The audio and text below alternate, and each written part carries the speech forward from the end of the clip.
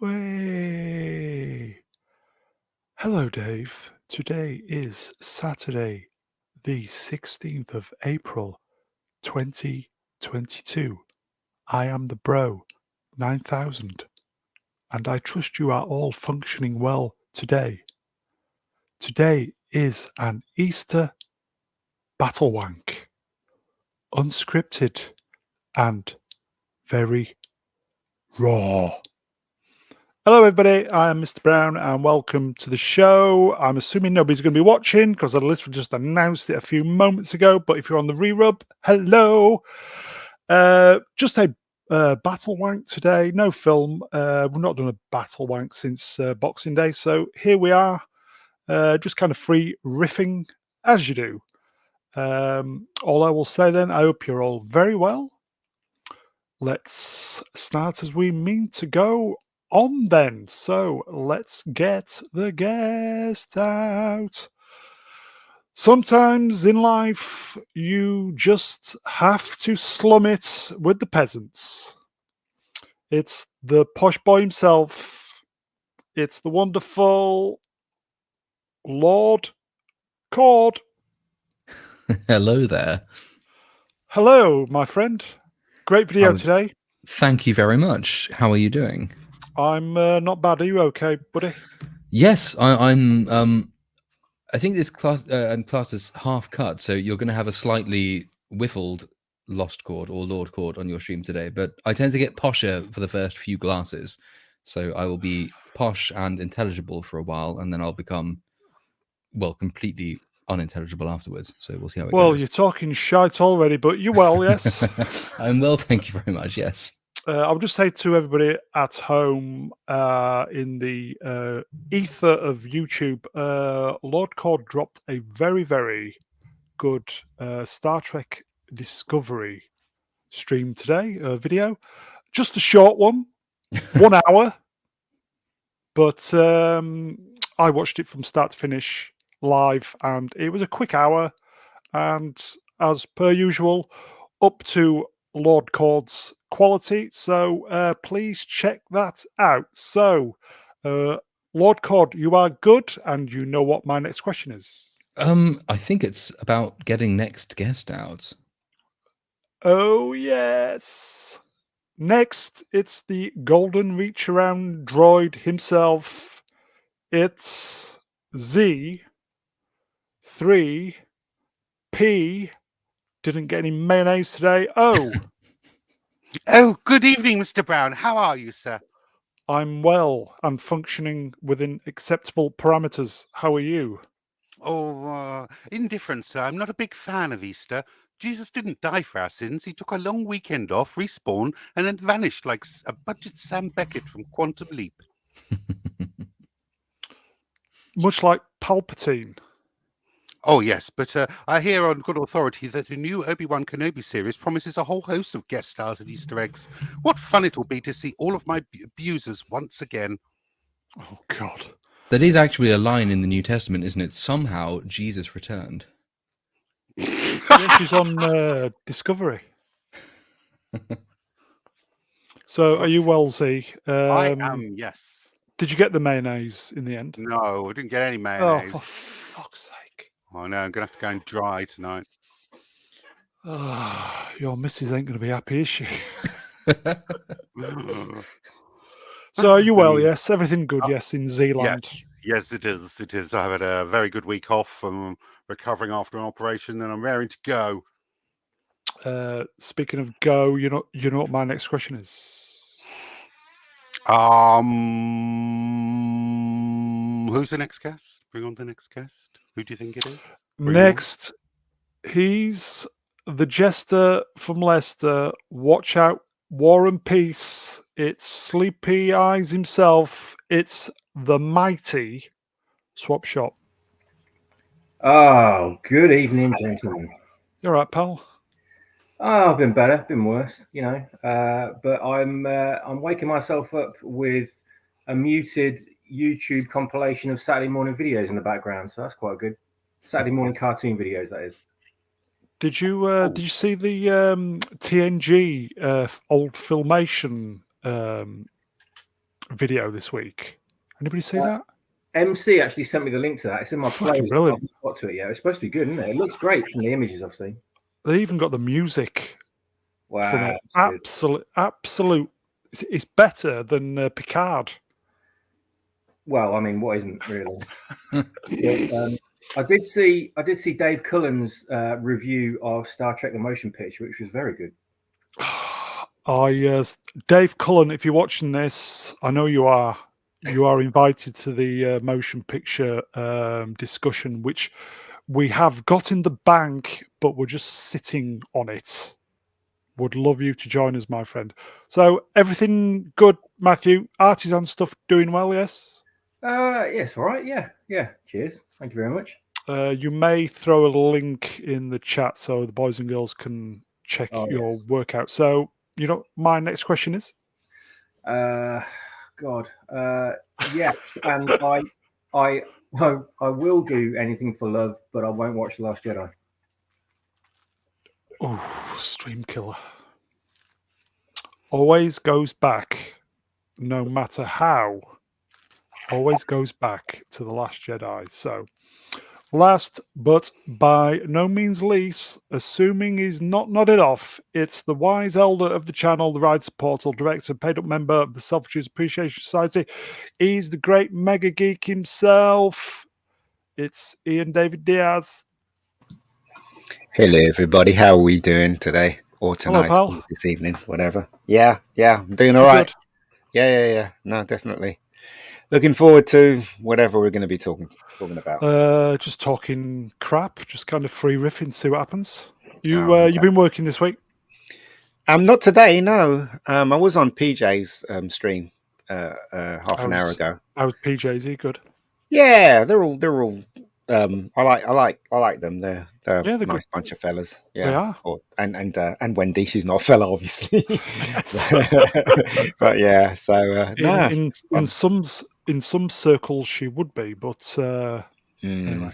Yeah. And by the way, I'm thinking of I don't really like Star Trek the motion picture, but I'm thinking of actually getting the director's cut. It's because they've done new effects for it, and they've cleaned up most of the stuff and stuff like that. So I'm hoping it's worth getting just for that. Is that the new 4K release? 4K, Yeah. Oh yeah, definitely looking forward to that. Yeah. So I was going to do something very, very naughty, but do you know how big the file size is for it? for what? For the clips of because it's on YouTube, isn't it? No, the full naughty download of 4K. Oh, really? They've got it? Wow. Do you know how big the file is? It's probably huge, but 30 gigabytes. It must look fantastic, though. I've seen some clips. Is it not for sale, or is it just for a download? I think at the moment it's just on Paramount Plus. It looks like we're talking Star Trek. Everybody, welcome to the show. Yeah, has anybody seen the original director's cut? I've seen the last one, which was on Blu-ray, but I can't put myself through that movie again. And the only reason I want to put myself through that movie is because this is the director's cut, and they've redone some of the visual effects, and it looks freaking stunning. But as a film, I didn't think much of it. But I want it for my collection, though. Dave Cullen thinks totally the opposite, doesn't he? Yeah, well, he's wrong, isn't he? Z, you saw the Dave Cullen today, did you? Who saw it in the panel? No, I saw it. All right. You think he's wrong, Ian? No, and look, everyone has their own opinion. He's entitled to his. I'm not going to. Yeah, I'm not going to sugarcoat it because it's Star Trek, and plus, I feel the same way I did watching it recently than I did when I first watched it. I can't say the same for Blade Runner. When I watched Blade Runner, the first time I watched Blade Runner, I thought it was shit. I just thought it was too long and too dull and boring. Yeah, same and then, here. as an adult, when I watched it, I had a different appreciation for it. So, but it isn't the same with Star Trek. The motion picture isn't, not for me anyway. But everyone's got a different opinion, and he's entitled to his. So. I like Dave Cullen. Did you see the original director's cut though? I think it was from about 2004. Yeah. Did you see it? I've seen it. Yeah. Yeah. It's just longer. and it's just got bits in it that wasn't in the original, and it just makes it even worse. It's just long. Look, you can't correct William Shatner's bad acting. You just can't. What are you going to do? Yeah, it was a little bit hammy in places, wasn't it? Very hammy, wasn't it? Very hammy. The But you know, soundtrack's good though. yes, it's a fantastic soundtrack. Yeah, I was going to say, Lord Cord, your video today. Yes. Yes. I was a little bit annoyed with you. Oh, for putting the soundtrack over such crap as Star Trek Discovery. Yeah. Well, I think Naughty boy. it had to have some kind of redeeming feature to it, and given that half of that review was about extolling what Star Trek used to do and praising the old-fashioned, and also the fact that it's objectively a good soundtrack in its own right, I could have tried to put. I downloaded a load of Discovery era soundtrack as well, and I've used a couple of the snippets from the main theme for Discovery, which, to be fair, isn't a terrible main theme, but No, the Jeff rest Russo, of the, isn't it?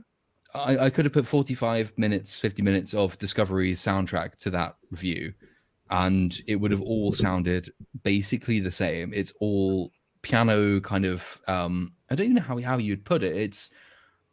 It's really the soundtrack for Discovery is like the rest of the show, which is to say, it's overly feeling-ish. It overdoes the feelings. It has no actual talent. There's no quality to it. There's nothing unique about it. There's no innovation that goes into it. It's just how can we make a vaguely pop-sounding Star Trek soundtrack on piano and play that over and over and over again? And it just doesn't work. Whereas you could put as I did, you could put the motion picture soundtrack over that, and even if people hate the show I'm talking about, they can at least love the soundtrack for good Star Trek, which is one of the reasons I put it there. Yeah. Lord, do you want to put, your video, do you want to put the link in the chat? So I can do so. Bear with me. I'll just say, anybody's watching this live or obviously on the re-rub, check out Lord Cord's Discovery marathon video. It is good. It's our first ever long man type video.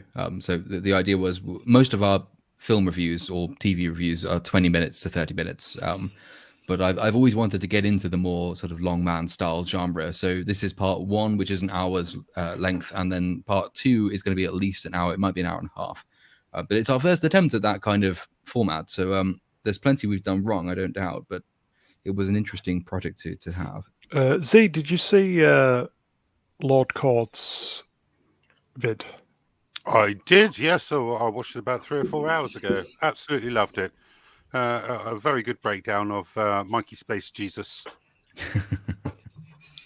And when I was listening to it, you just remind me of one of those teachers that I had that used to lecture us. Your voice. Oh, God. So I just imagine you on a podium talking about Star Trek, walking backwards and forwards, with a big blackboard behind you. So yeah.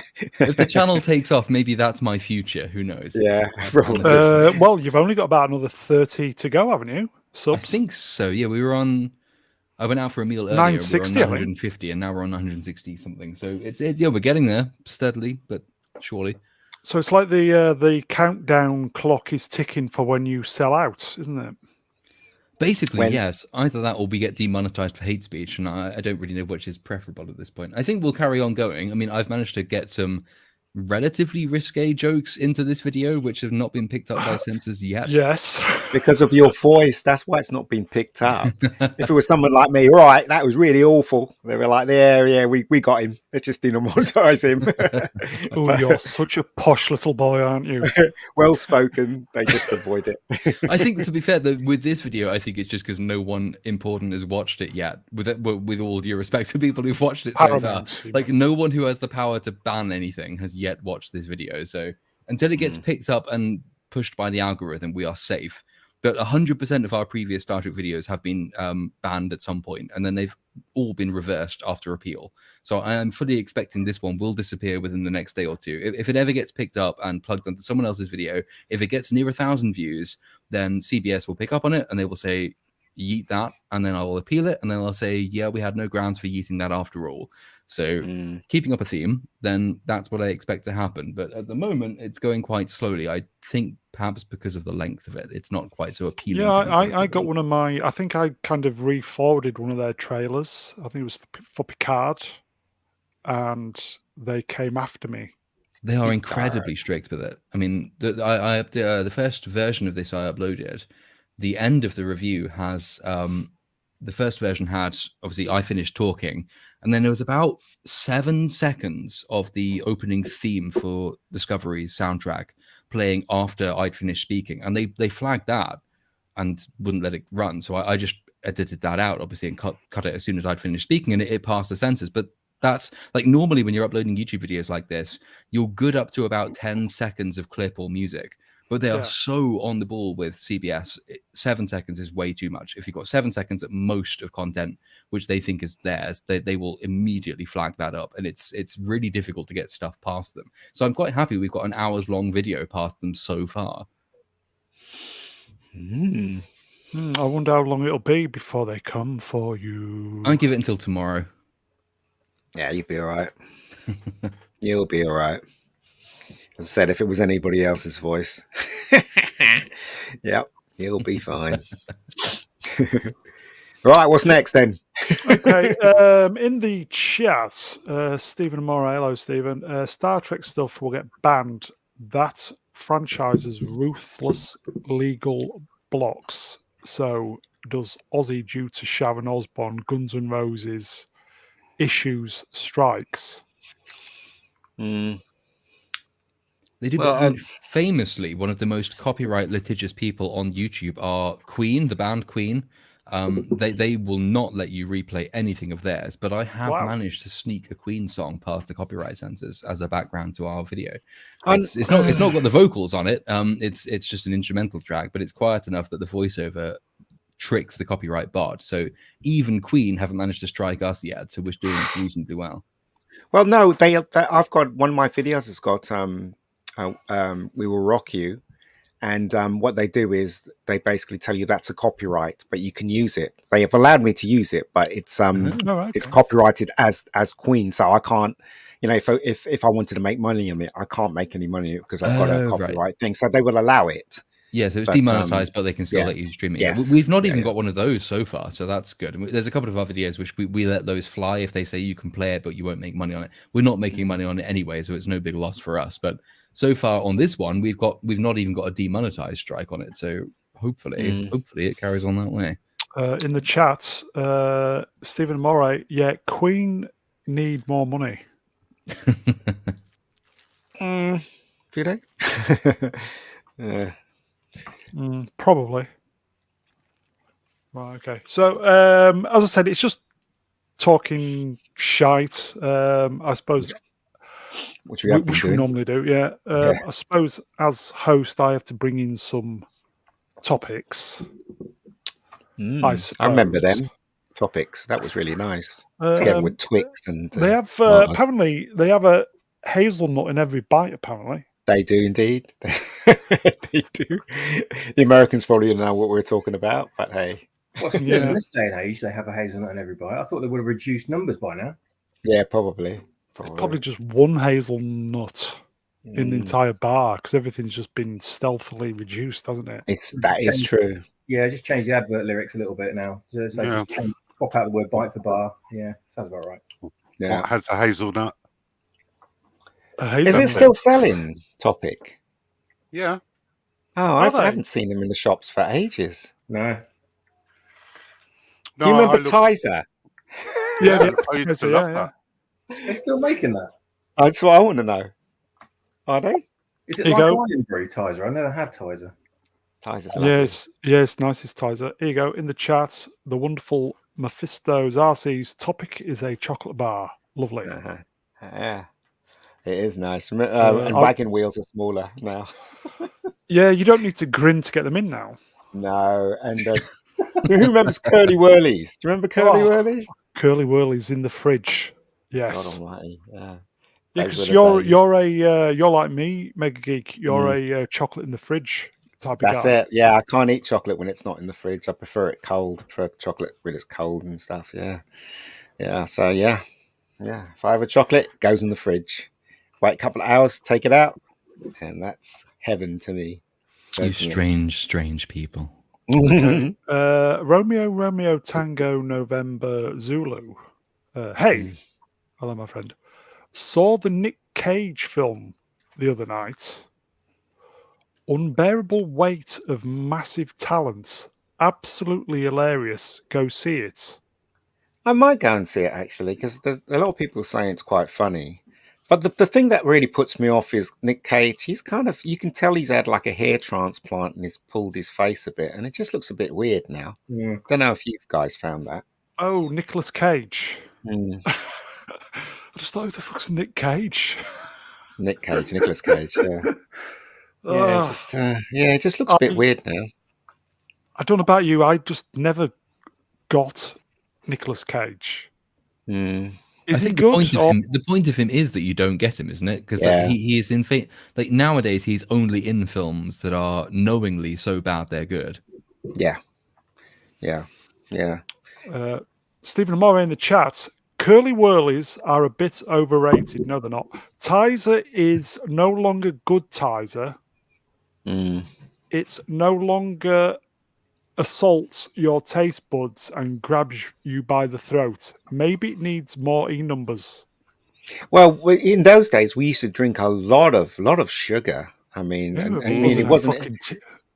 I wasn't surprised we weren't walking on the ceiling after eating chocolate and drinking. There was a drink called Cresta, and it was like 50% sugar. Do you know what I mean? It was just crazy. Marvelous. Yeah, it was crazy how much sugar that was in that drink. I think they took it off the market because it was just ridiculously high in sugar.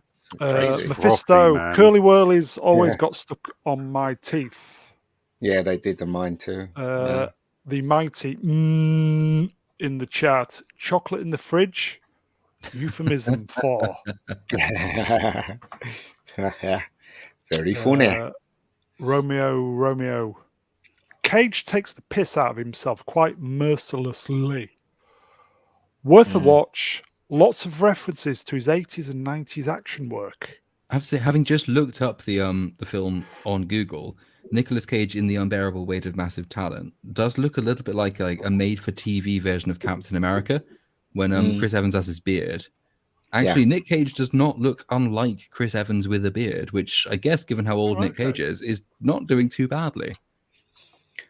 Yeah, well, Nick Cage called himself Nick Cage because of Luke Cage, Power Man, didn't he? Because he was a huge comic fan. He still is, actually. Really? Yeah, so that's not his real name. He is overdue a debut in the MCU. That's he is. Triple rhyme for you right there. Yeah, well, he did. He was in a Marvel film, Ghost Rider, wasn't he? He did Kick-Ass, didn't he? Well, that wasn't Marvel, but he was the Kick-Ass. Ghost Rider, wasn't he? In the Marvel film, so he has been in a Marvel film, just not the MCU world thing. So yeah, it's one of very few actors who just plays himself in every single movie, isn't he? Just a bit like Michael Caine. Or Bill Nye, who is the best at playing himself in a film. Yeah, he is. Absolutely. I do like Michael Caine though. He's I think he's become, when he first started, we used to say, oh, he's a bad actor and stuff like that. And then you realise he is quite good. When you watch his films. Yeah. It's just he's in some really bad. He's brilliant in Zulu. But I watched Jaws: The Revenge 2 days ago. Yeah, he needed a house for his mummy. There was that line in Zulu, "Don't stick that spear at me." What a stupid... No, he didn't say that, obviously. But... question from Mephisto. Anyone old enough to remember the Star Trek chocolate bar? It had fizzy candy. No, not in England. I don't Not think me. that was in England. No. I think Mephisto's... Mephisto, are you in the UK? I think you are, by the sounds of it. I don't remember it at all. I mean, I think the most boringest, is there a word called boringest? Chocolate bar is Milky Way. I find Milky Way it's like what's that? It's like rich tea biscuits. Out of all the biscuits, You can't I even can't say it it. now. Yeah, I know. That biscuit is dull and boring. As far as I'm concerned. I will not hear a word said against rich tea biscuits. They are beautiful, beautiful things. They get the flavour from being dipped in tea, though, don't they? Tea, yeah. Yeah. In the chat, Stephen has posted a compilation of Cresta ads. Oh, they're fantastic. Those Cresta ads with the polar bear dancing and stuff. So Stephen's dropped a link, so I'll watch that later. Cheers, Stephen. It's funny that we should end up talking about chocolate, because I read an article this week about the price of Freddos increasing. Oh yeah, Okay. yes. Apparently, was it 2000 and was it 2006 was the sweet spot 10p? Do you know what? Right, so it's Easter, and my sister's kids came to stay. Right, they're going to come tomorrow as well. More of them are coming tomorrow. But I was so bored of the cereal I was eating. I bought Golden Nuggets. I don't know if you remember that cereal, Golden Nuggets. Oh yeah, with the prospector. Yes. So I brought that. I saw it in the shop and I thought, I hadn't had that in years. So I brought it and I had one bowl full. Then the next morning I come down to have it. It was all gone because all the kids had eaten it. I was so upset. I had to eat Weetabix. Golden Nuggets, were they the one that came in the little string bag? No, they kind of look like they're kind of little round balls, but they're yellow shaped and they're meant to be gold nuggets. It's a breakfast cereal, isn't it? So they're golden on the outside with chocolate on the inside. No, they haven't got any chocolate in them. It was I think it's a Nestle product with. Has it still got the prospector with the silly hat? No, not at all. Stephen Moray in the chat. I remember these. I used to love these. Yeah, banjo bars were nice. Yes, they were. I have a banjo, as did the guy in the advert. Peanut banjos. Love them. Fucking peanut banjos were the bollocks. Wow, I'm missing out. I didn't try those. What about Orange Trio? Do you remember that one? Yeah, I love those. Yeah, oh, great. Trio. Orange Texans. Anybody remember them? I was just going to say, Texans. Oh man, I was addicted to Texan bars when I was 4 years old. Orange Texan, everybody. I just looked them up online. They existed. Golden gum nuggets. They were in a little string bag, and they were little. No, that's not it. That's not it. A cereal. Yeah, it's a cereal, just called Golden Nuggets. I don't know whether it's exclusive to England. I don't know, but I used to, because I eat lots of Weetabix or stuff like that, so I can poo after I've finished eating my breakfast. Sorry, because it makes you poo, doesn't it? So, but I thought, you know what? I'll buy something fun. I bought Golden Nuggets, and I was going to buy Sugar Puffs, but I decided to go for Golden Nuggets. I hadn't had them in ages, and the kids ate it all. Couldn't believe it. I was so annoyed. I had to go back to eating poo Weetabix. Crazy. It's unlike you to do anything fun. I live for fun, me. Well, just come to the wrong place on here, then, mate. Just posted a link in the chat of what I was talking about. Completely different. In the chat, Z has posted a link. Obviously, have a look later if you're on the re-rub, etc., etc. Yeah, well, there was some really good stuff when you were growing up. There was, remember Cola Cubes? Do you remember them? Oh yes. Oh, I loved them. Do you remember? You used to go to the peanut brittle as well. Yeah, you used to go to the shops and you used to have that weighing machine thing, and you used to pick all the sweets that you want, and they used to put it in the weighing thing and put it in a white paper bag for you, and then you had to give them 2p or 10p, whatever it is, and there you go. There was your teeth going right there. Benjamin, welcome to the old twat channel. I think the big health scare when I was growing up in school was Turkey Twizzlers and Sunny D. Oh my God, Sunny D. Everybody used to drink that until they found out it wasn't good for you. It was before my time. I was addicted to chutney flavoured Outer Spacers. Oh, God. Oh, yes. Wow. Oh, that's bad for you, that stuff. I love those. I remember the first time I had a Twinkie. I didn't like it. I was like, is this what everybody was talking about? Yeah, I had a Twinkie when I went to the States. They're a bit... I had one of those about 10 years ago, and I thought, this is revolting. What is the fuss about? Yeah, it's crazy, isn't it? That's a big Twinkie. Yeah. It's like Hershey chocolate in the States as well. So I don't mean to offend any people in the States, but it smells like poo. Hershey. I got a Hershey Easter egg actually. Yeah, in the living room Hershey's somewhere. is okay. Yeah, got one of them. But as I said, they used to fill us up with so much sugar in those days, and I can't. When I look back, we turn it off though, didn't we? You used to And get no- up your bike, and yeah. And none of us were fat. no. Well, No. a couple of my friends were, but yeah. But yeah, I mean that's the.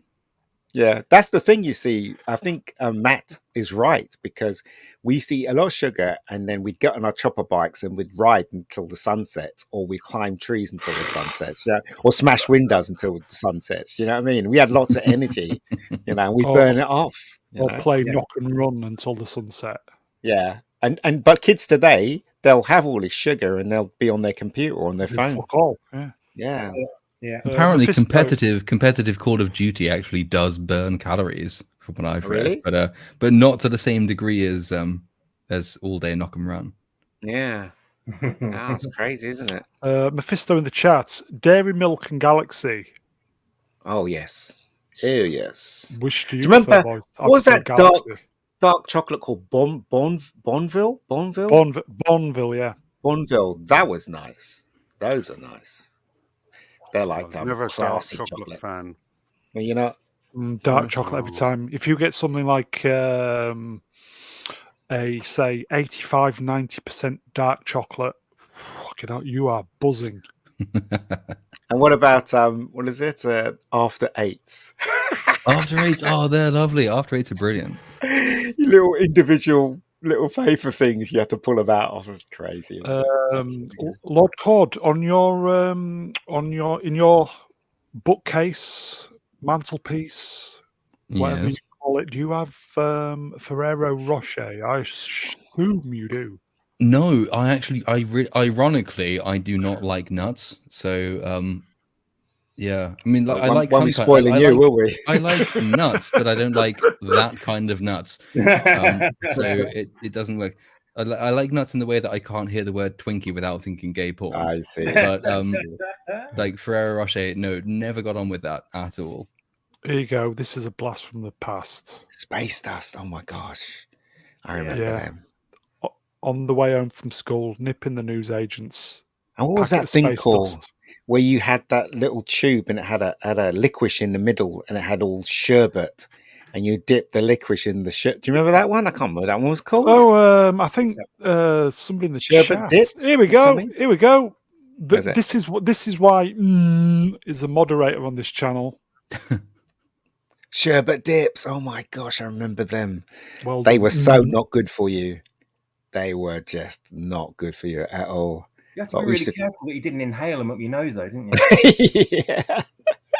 Oh, yeah. Those were sherbet fountains, they were called. All right. We used to go into nightclubs with those sherbet dib-dabs. Sherbet dips. You know, the sherbet dips with licorice.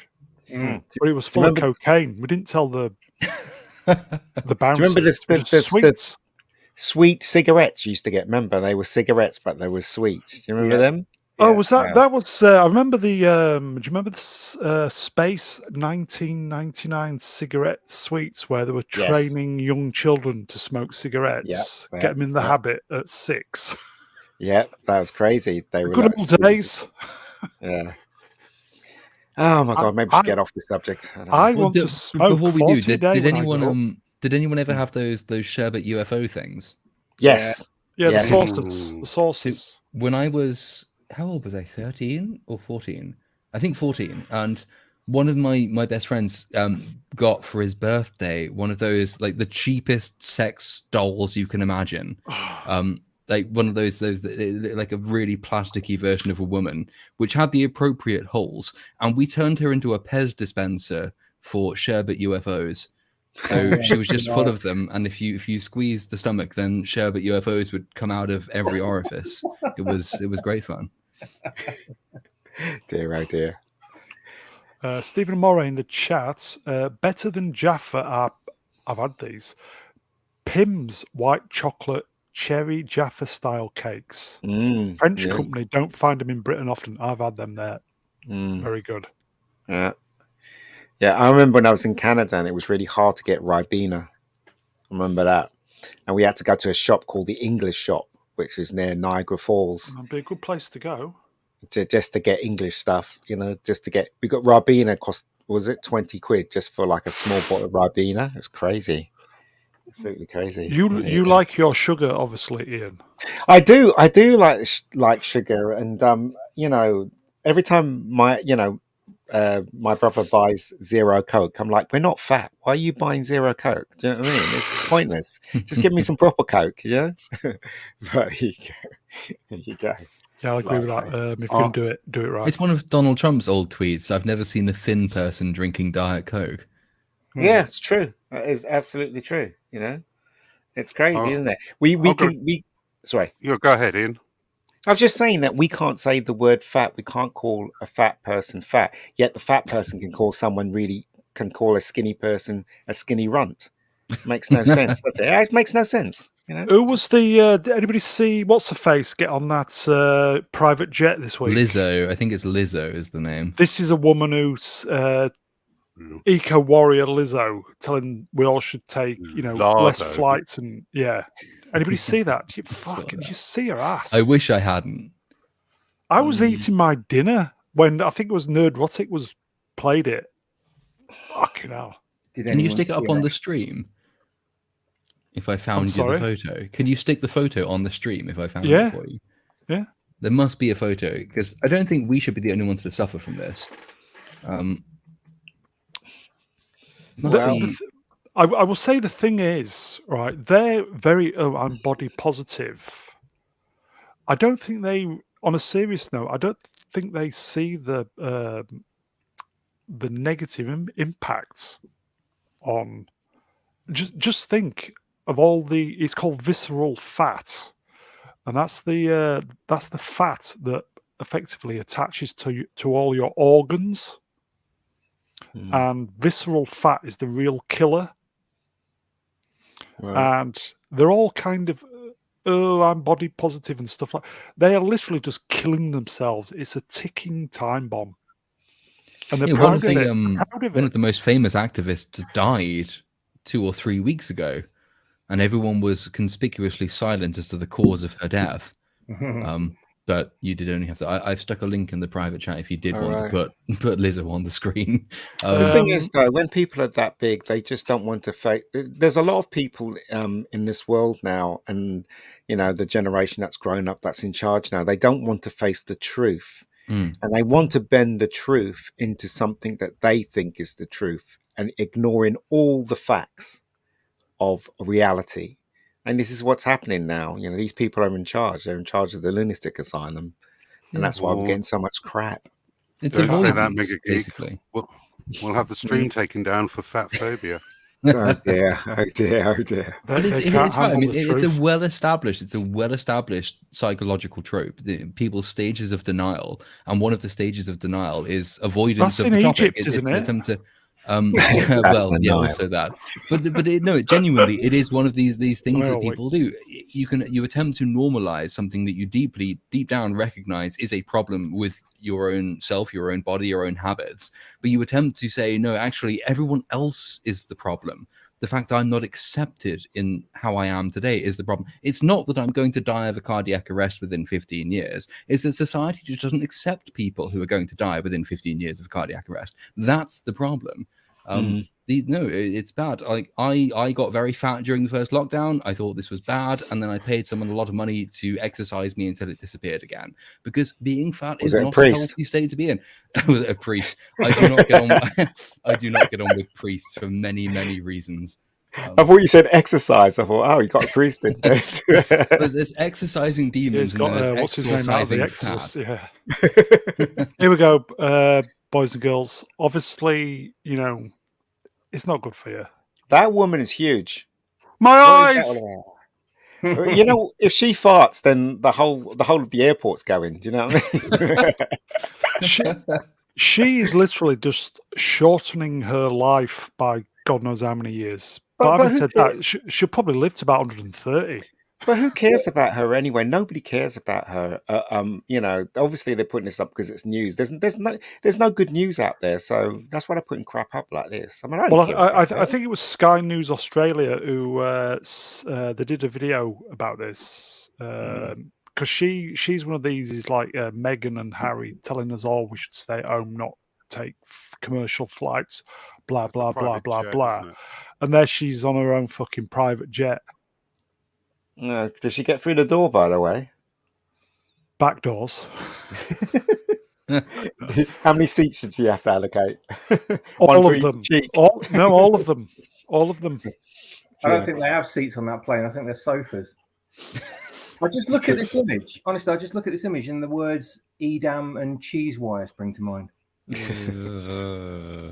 you know what? Right, what that always reminds me of when you're on the plane, and you know, like when you're on a plane going somewhere, and there's a chair next to you that's empty, you're just hoping someone won't sit there, and then a big fat geezer comes on, and you're hoping, you're praying that he doesn't sit next sweaty to one you. as well.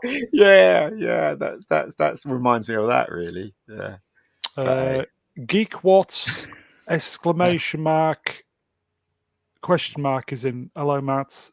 That looks like Jello in a garbage bag. Yeah. But why would she be proud of that, though? I don't understand. Why would she? Does she realize that she could have a heart attack if she keeps this up? No. Yeah, her blood pressure must be through the roof because of her heart pumping, having to work harder.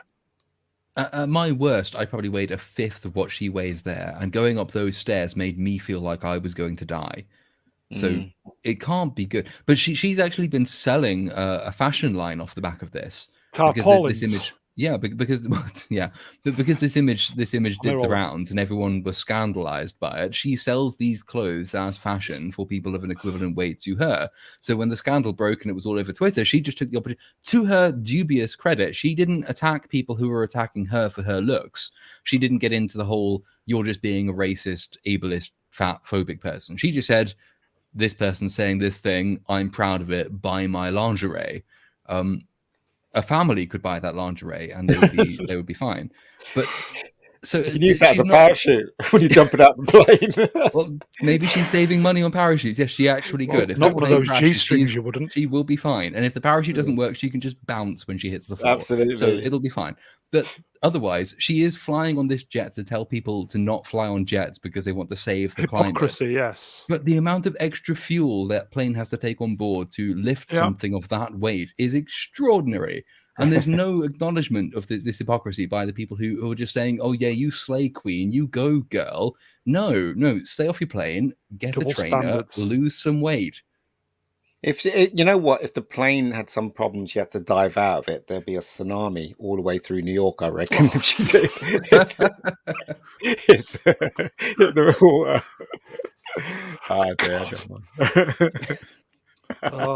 I genuinely, I've not got a problem with her looking. If she's happy like that, fair enough. I have. I've got a problem with it because basically it's teaching people of her size that is an issue. Okay. Yeah. And it's not though. It's not. Yeah. It's not okay at all. Yeah. I kind of get the feeling that if she has a massive heart attack and survives, she might wake up a bit. Who's Rebel? Who's the Australian comedian? Rebel Wilson.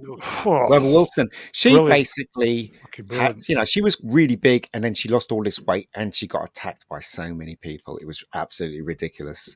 Why did you lose weight? You were a poster girl for us. Now you've lost weight, and you know what I mean? Crazy. Making us look bad. Yeah. Absolutely. Adele, the singer, Adele had the same thing. She lost a huge amount of weight. I mean, like a really incredible amount of weight. I mean, she looks fantastic. I mean, she's not my type, obviously, but she looks fantastic compared to how she used to look. But she lost all of this weight, and there were think pieces in the Guardian saying, "Why is she doing this? This makes me as a fat person feel bad." Yeah, okay, you should. That's a good thing. Well done, Adele, for losing the weight. Not bad, Adele, for making other fat people look totally bad. agree, mate. Because she does look good. Yeah, fit. She was pretty anyway. But the thing is, though, she looks good, but then she opens her mouth, "All right, everybody," and you're like, "Oh, okay." I will just say, I did. This is how fucking sad I am. I'm bored on lockdown. Rebel Wilson. I kind of stumbled across. She was on the BBC, which is how I knew she'd lost all the weight, and I'm so sad. And I know about exercise and fitness, and it's easy to put weight on, but it's a twat to get it off. It And is. She was a Hell big yeah. girl. Yeah.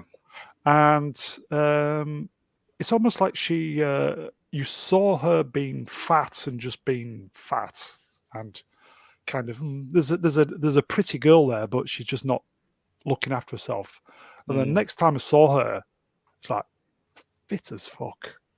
Yeah, she's quite funny. Her latest She film. is. Yeah, she's Her funny as well. Yeah, her latest film is about her. She's a student, and then something happens to her, and she's in a coma for 30 years. She wakes up as a 30-year-old, obviously with the brain of a 17-year-old, and she wants to go back to college or something like that. That's her latest film. I don't know what it's called, but kind of looks funny. I might check it out. Yeah, as I said, going back to when we were on lockdown, I saw I so sad. I tweeted her saying, "Well done. I know what it takes to lose weight." 'Cause as I said, losing weight is But yeah, Well, you don't have a problem losing weight, Ian, because you do all that riding the bike thing, don't you? So yes, I get the feeling that if I stop, But I since I went into lockdown, when I was working, I would eat God knows how many times a day because I'd go to the gym, blah blah blah, after work, and I've just kind of eat twice a day now, and eat less. yeah. So I've not really put anything on during the lockdown. No. Everybody eats too much.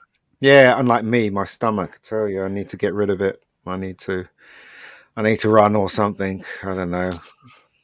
In the chats, Matt or is it Matt 1?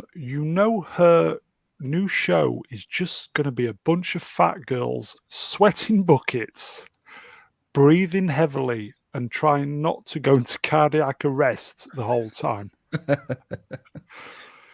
That's pulling no punches. This would be a great idea for a game show. Is you've got 4 contestants in a maze, all fat girls, and there is one cake. And it's cake or death. Only one person can eat cake or death. Cake or death. Cake or death. The rest of them are going to die of starvation. I think it would be perfect. I'm going to put that in the chat. That's a cake or death. Pitch it to ITV. Pitch it to ITV4. You'll be on there. It'll be fine. Channel 4 will take that. Yeah, based on the Eddie Izzard sketch, Cake or Death. You heard it first, boys and girls. Yeah, I think it was great. It's a really, really massive maze. I'm talking about 10 square miles. One cake. Oh, look, there's people in the chat. I'd watch Cake or Death. There you go. There you go. I love. He's really fucking on it. Hunger Games, Cake or Death, season 1. Talking about cake, they got that show on Netflix, and they called I don't know what it's called, but it's basically about people who make cake that look like real things, and you have to guess which one's the cake and which one's the real thing. I can't remember what it's called. Oh, wow. Yeah. Anybody know what it's called? Is it cake? No, it's not. I think it's exactly what it's called. It's called. Is it cake? Oh, right. Yeah, that's what it's called. Is it cake? My wife watches it. I bloody hate it. I haven't watched it, but I saw the trailer and I thought, oh, this is interesting. There was one where somebody made a trainer, like a Nike trainer, and it looked so real, but it was cake. Did it smell of sweat? No, I don't think it did. Stephen Moore in the chats. Here you go. This is for the British boys. It's a knockout. It's a knockout. Can only be found on YT, not BBC, due to a naughty presenter. Yes.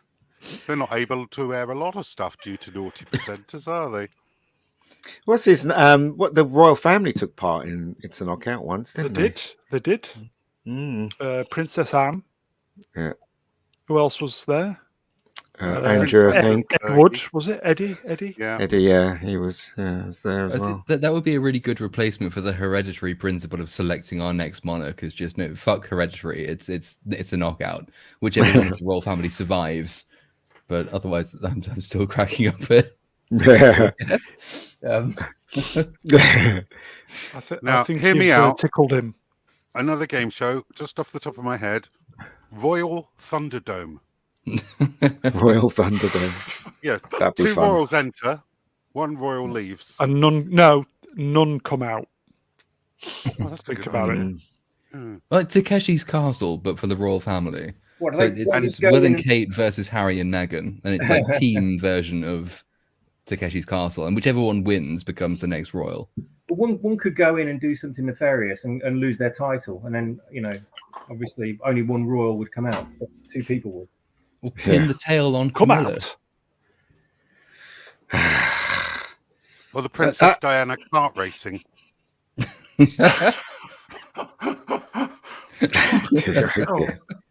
Princess Diana Demolition Derby, yeah. I think I'll have to put this stream private after it's finished. Yeah, I used to watch that show Suits, and Megan was in it. I thought she was okay, and now I think she's just a bit of a twat, really. Yeah, so isn't that weird how something could just make you look at someone completely different? Yeah.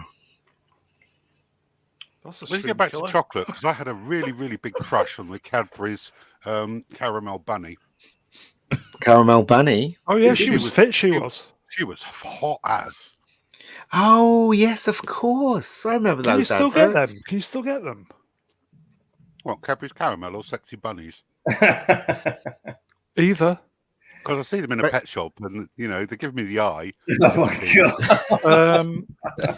But it was the voice, wasn't it? It wasn't so much the cartoon. It was whoever was voicing that animation was quite sexy.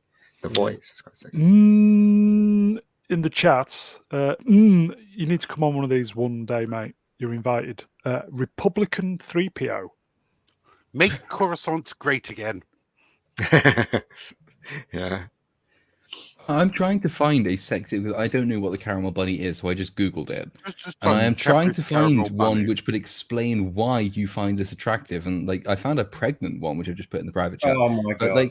But I'm not seeing the sex appeal. Obviously, I'm not the most heterosexual person in the room, but I'm still struggling to see why this person is this rabbit is attractive. No, I don't find the rabbit attractive. He finds the rabbit attractive. I just think the voice is quite attractive of whoever did the voice. Oh. But who said it was attractive? Z. Me. Yeah, so I'm just looking at these pictures now, and I've got a storming erection. Yeah, Z's weird. He's weird. He's got a furry fetish. Yeah, exactly. Pregnant bunny, though, isn't that where the Easter eggs come from? It is. The pregnant bunny is what Jesus morphed into after he died, and then he came back as a rabbit or something. Yeah. But rabbits don't cough out eggs, do they? Love eggs. Depends what rabbits you're watching. They make these little brown eggs. Lots of them. Just talk amongst yourselves while I look for some pictures, and I'll get them on screen. He's got rule 34 of the bunny. That's going to be an actual stream killer. I'm not seeing the sex appeal in the bunny at all. I apologize. It's all in the voice and the animation. It's the voice. It's the voice. It's not the animation for me. It's the voice. Whoever voiced it was quite. The voice is sexy, So, but yeah, I remember that. I remember those adverts. I got to admit, I didn't fancy the bunny, but the voice. Definitely. I kind of preferred the chocolate, but that's just me. No, it made me feel sick. That caramel chocolate. I've got to admit, it was too much. Absolutely too much. We should really talk about films soon, or Doctor Who or something. Star Wars. Yeah. Well, we're boring you, Ian. I'm sorry. You're watching Doctor Who tomorrow, aren't you, Ian?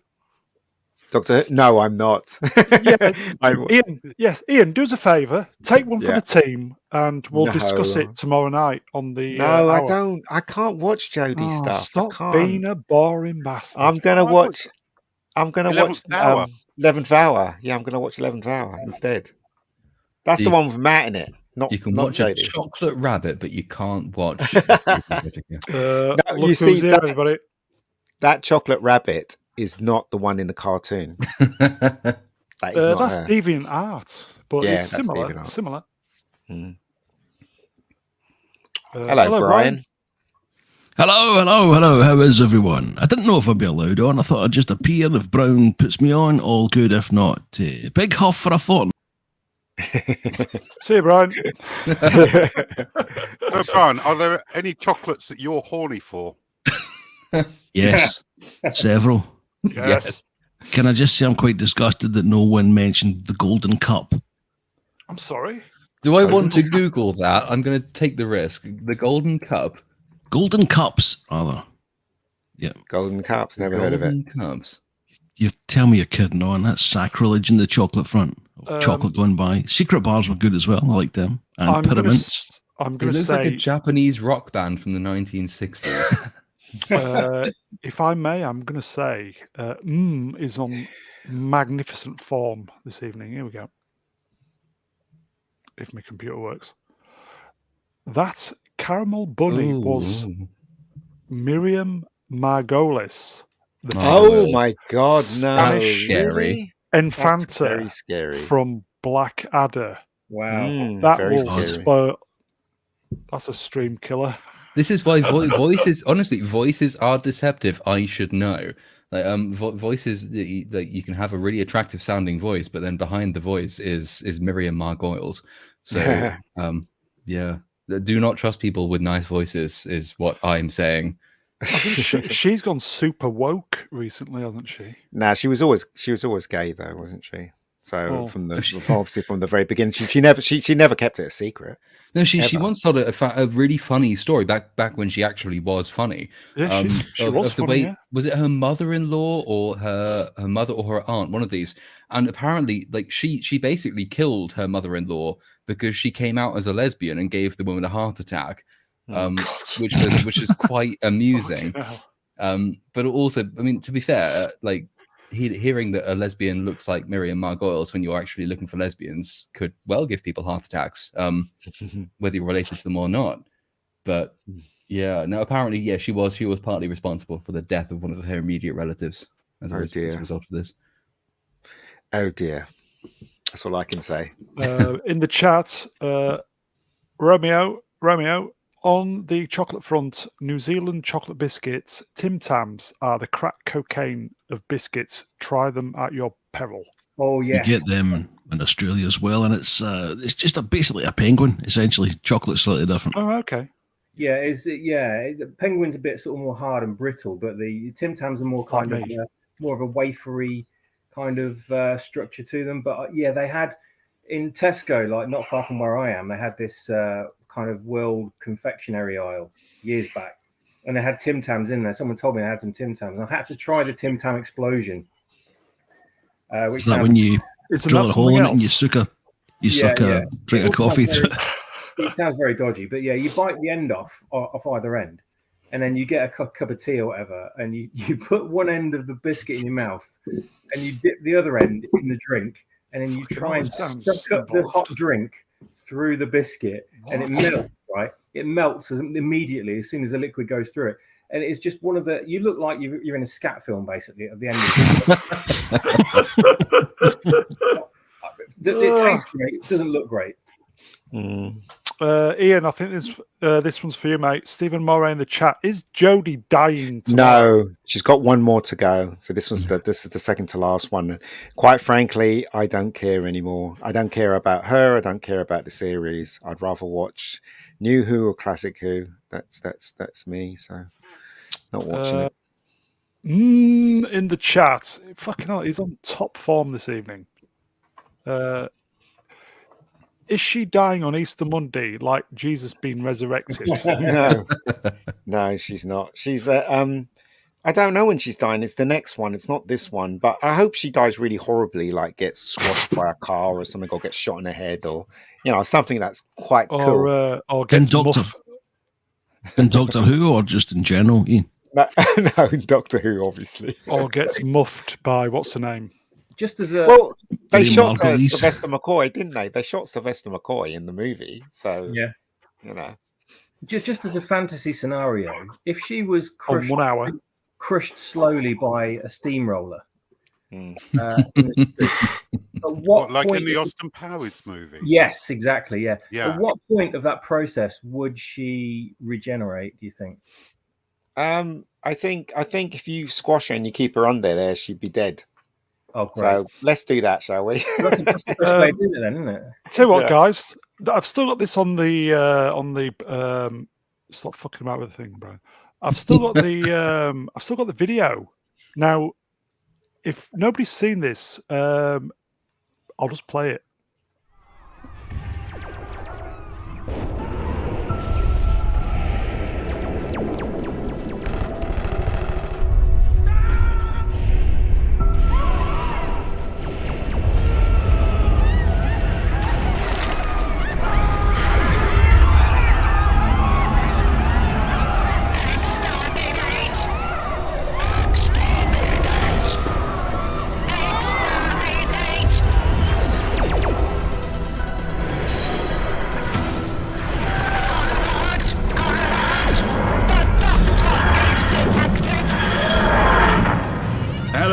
I'm the doc. Fucking hell! It's called a TARDIS, which stands for time and You know what? I ain't got time for this jive. It's massive in here, just take my word. Doctor, can you hear me? Yes, I can hear you, Davros. You will pay for the mental agony I suffered. Shut up, you malnourished ballsack. Well. Look who it is. Faster! Daleks, Centaurans, and Cybermen. You can fuck that sky high! If I don't like what you're doing here, shit's gonna hit the wind! Unhand me, you metal pricks! This time I will kill you, I shit thee nay! Yeah? Well, good luck with that, Master. Sorry, I'll do that again. No, that's fine. What? That's fine, Stephen, you got it in one. I coughed halfway through it. Didn't notice anything. That's perfect, Stephen. We've got all the voiceovers, now you're free to go. What, so that's it? I broke into a romantic date for this. I could be in the cinema laughing my ass off! Well, you're free now, Stephen. That's all we need. Yeah? Well, fuck...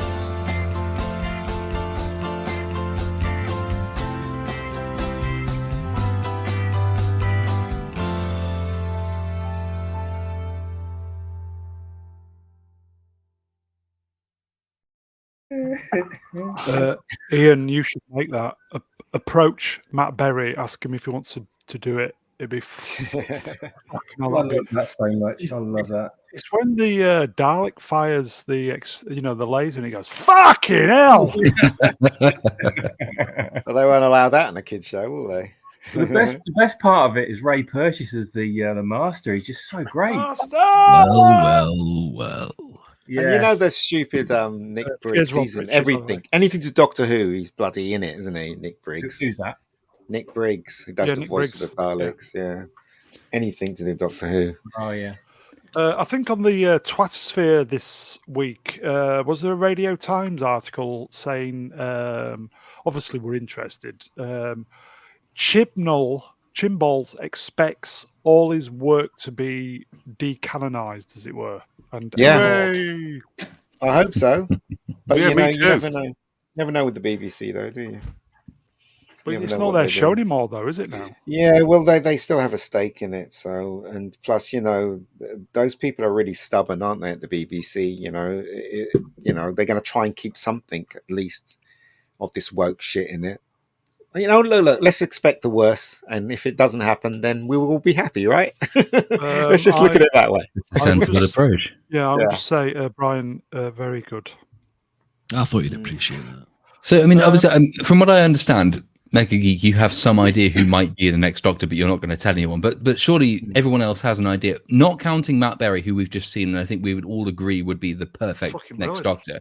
Who would everyone here want to be the next Doctor if they had their wishes come true? Oh. I'll tell you who I'd want, but it's not going to be him.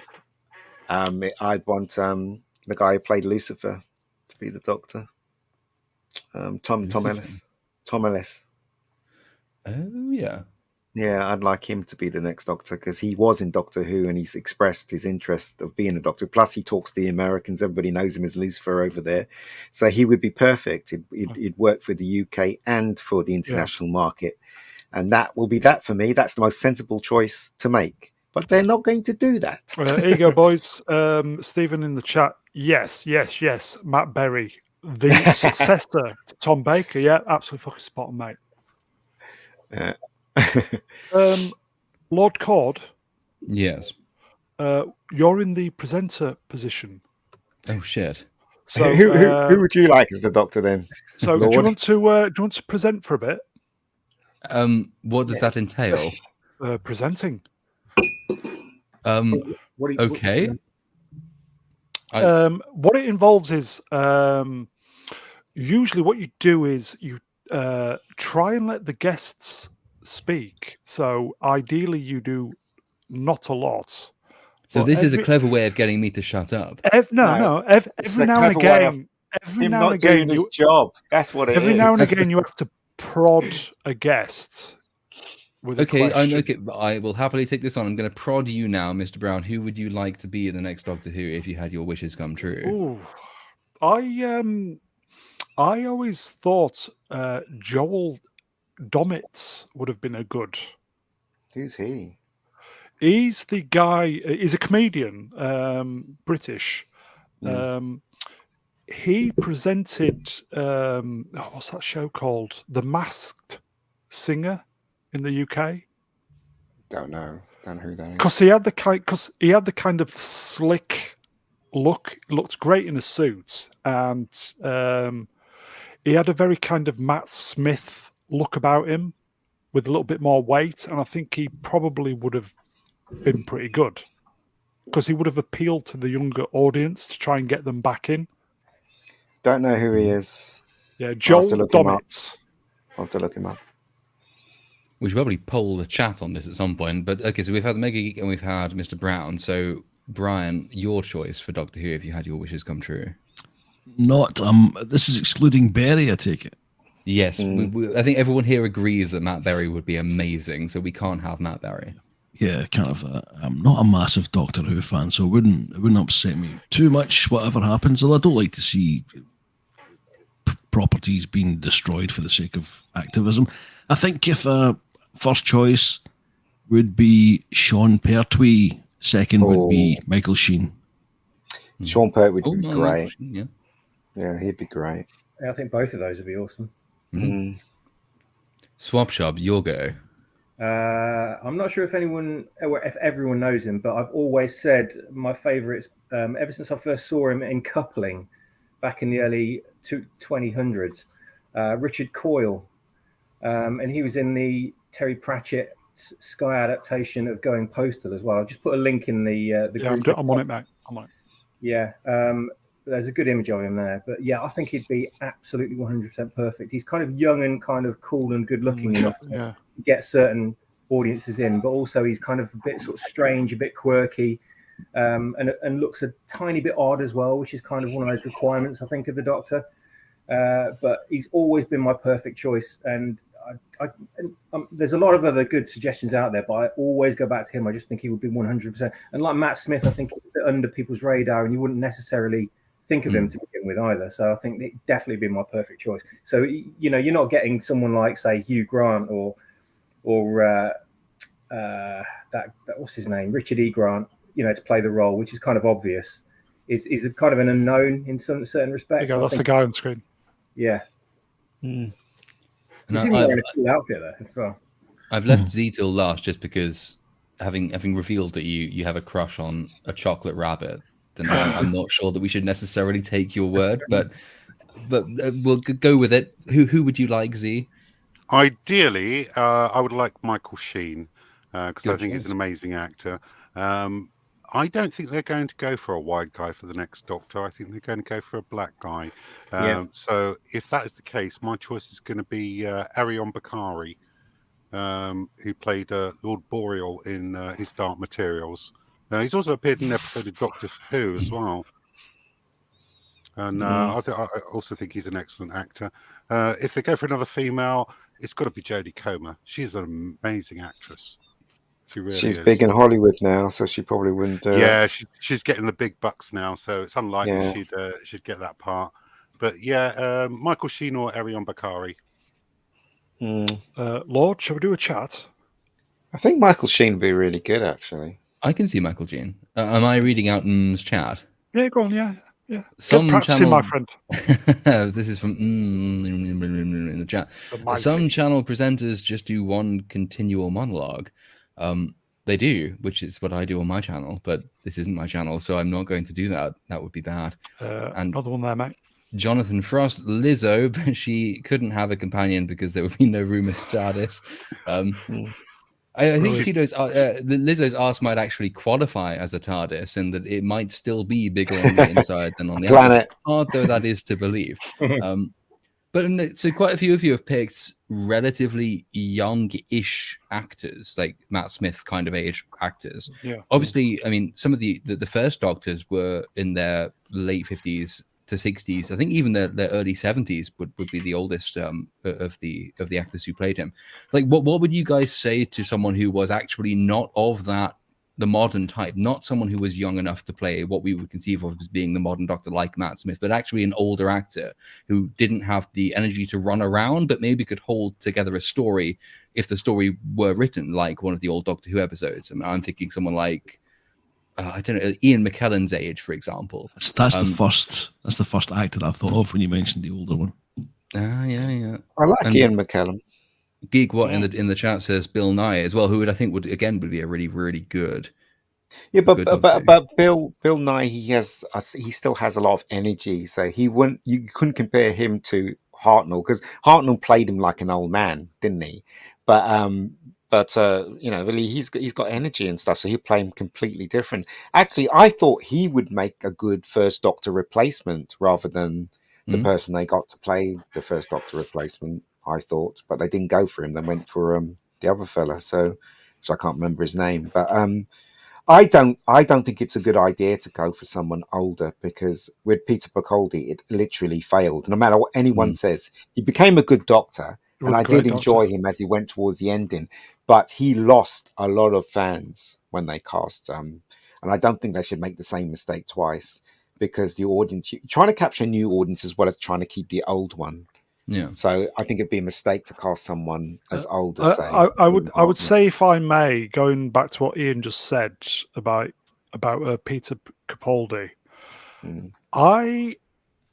he was a great Doctor. He was a fantastic Doctor. He was let down by some of the writing, obviously shafted by the BBC. I think one of the reasons why, I think there was a little bit of the ageist stuff, but I think when I think I was suffering from Doctor Who fatigue when he started, and I felt like I had to rest Doctor Who, and that kind of put me off. So I didn't watch any of the 2 series that was out, and then I kind of binged watched before the 3rd series what he did came on, and I think because I'd rested it 2 years, I was fresh for it, and I thought, fucking hell, he's good. And I think that was a problem. There was a bit of fatigue with the fandom, I thought. He is good, but the problem is, as I said, because if you see the first episode that he was in, which was absolute trash, by the way, they kept making references to his age. You know, the lizard lady kept saying to Clara, you know, you don't see him, and at the ending, he says, "You don't see me, do you?" And then Matt Smith was on the phone to him, and he said, "Oh, am I old? Don't tell me I've gotten old." He says. So the writers knew that the audience had to make a transition between Matt Smith and Peter Capaldi being the age that he is. They knew that it might have failed, and it did. It failed. They lost half their audience because they cast Peter Capaldi. I don't think they should make that same mistake here. We're talking about a new audience. Sorry, it's really sad, really, because that's how the Doctor first started out, and exactly. I loved the idea of him being the kind of crazy professor type Doc Brown character, and that's always my preferred image of him. But obviously, you can't sell it to a lot of the audiences. They're not going to see it in the same way because they weren't there at the start, or they don't appreciate that far back in the history of the program. I think Doc Brown has just been cast in the next Mandalorian season, hasn't he? Well, but I guess the question with, say, Peter Capaldi, because I agree with Mr. Brown in that I think a lot of that was due to fan fatigue. Yeah. So like we'd had from Chris Eccleston onward, we'd had a decade or more of consistent Doctor Who, and Peter Capaldi comes in at the end of what was already waning as a series with Matt Smith, and then you get actually. Most franchises go through this period where they do need this bit where they take a break and allow fans to sort of assess what's happened, rebuild the energy to come in and love what comes next. And Peter Capaldi comes in at this really awkward moment. But what about the argument that actually the problem with Peter Capaldi wasn't necessarily that they portrayed an older Doctor, but rather that they had an older actor but still wrote the character as though he were a younger character? In other words, they didn't achieve the balance there. They didn't really portray an older Doctor as he should have been portrayed. No. They just took an older actor and tried to do the same thing with younger ones. Wasn't the case. The reason why it failed was, one, because he was an older gentleman. Two, was because the writing was appalling. They basically made him the most unlikable Doctor for the first 2 seasons. He was really unlikable. He actually left Clara in a life and death situation at one point, which I think was an episode. I think it was an episode 1 or 2. I can't remember. Which was appalling, and I had no explanation why he did it. Plus the fact that the writing was so awful that you can't tell me that an alien being that knows Earth from the 40s to the 50s, has been there 50 years, knows the human race, suddenly doesn't care anymore about the human race, and that was his character. So it just didn't make any sense. They really spoilt his version of the Doctor, that he could have been more sympathetic, he could have been more dynamic, he could have been better without and then the woke started kicking into Peter. So he didn't really stand a chance, Peter, at all. The idea that he comes through the door playing his guitar, it kind of seems like the dad that's still trying to be young. Yeah. And it just didn't work. It just didn't work. I know that feeling. Yeah. But I guess that's sort of what I was getting at, is that whether they miswrote the older Doctor. In other words, an older Doctor could have worked had they written it in a better way. You're absolutely right. Was the problem. You're absolutely right. Stephen Amore in the chat, who just popped up there, said that if Matt Berry said he was trans, he would get the role. That's that one. That's the one. I still think, though, having said that, we all agree on Matt Berry, that's cheating. So if anyone in chat wants to come up with a candidate who isn't Matt Berry. Do you want to read this, Lord? Also, sorry, just to butt in a bit. Also, it's really sad, right? Because like you. Exactly. Because, right, a female Doctor could have worked. It could have worked spectacularly. Romeo in the chat, look, perfect. But they didn't do that. They went 100% woke, and they alienated their audience. If they didn't do was that, the woman. Yes, if they did that and cast well, and made sure that we made references to the Doctor being a woman this time round, and actually writing the story towards her being a good-looking, sexy woman, then it would have worked. It would have worked spectacularly. But they didn't want to go down that road, did they? If I may, if Hayley Atwell, if I can speak, is good enough for Mr. Cruz, she's good enough for me. I don't think Cruz is with her anymore. I don't think. No chance. There was no chance Cruz was going to be near her. None. Anyway, Romeo Tango N-word Zeta says Black Doctor. I'm doubling down on. Is that Chiwetel Ejiofor? Ejiofor. Woman Doctor Hatley Atwell, sorry, and Welsh Doctor Michael Sheen. I can see Michael Sheen. I think Michael Sheen would make a great Doctor. He's a really good character. Would he want to do it though? I think so because a lot of big Hollywood stars are doing TV now. So if the price is right, because Sony's involved now and Black Wolf Productions is involved now, they have the money. They have Sony money. So if they pay him a good wage and he comes on board as the Doctor, he'll be spectacularly good as long as the writing is good. You know? Yeah, I can see that, definitely. I mean, he is a really good character actor. You absolutely need an actor who can carry the role and not just walk into it. The thing that I love about Matt Smith's Doctor is you can see the years and experience of everyone who's been before him in his eyes. And even though he was the youngest person to play the Doctor, he was the oldest. Yes. From my point of view, is he had the experience of every other Doctor, but the Jodie didn't. She doesn't. She's like none of the other doctors that have ever been before. That's because she didn't investigate the Doctor. She didn't look at any episodes at all. She actually said it. And Matt Smith wasn't a fan of the Doctor Who, but what he did is he looked at the old classic versions and obviously he knows the Tennant version, but he modelled his Doctor on Patrick Charlton's Doctor. So there you go. So at least he did his homework. Jodie didn't. Jodie thought it was beyond her. You know, she didn't. She wanted to alienate the original fans, which is what they did. You know, and that's that really. I mean, as I said, if they treated her as a woman, a sexy woman at that, as the Doctor, people would have just loved it, but they didn't. They decided to do this crap with it. You know, and that's that.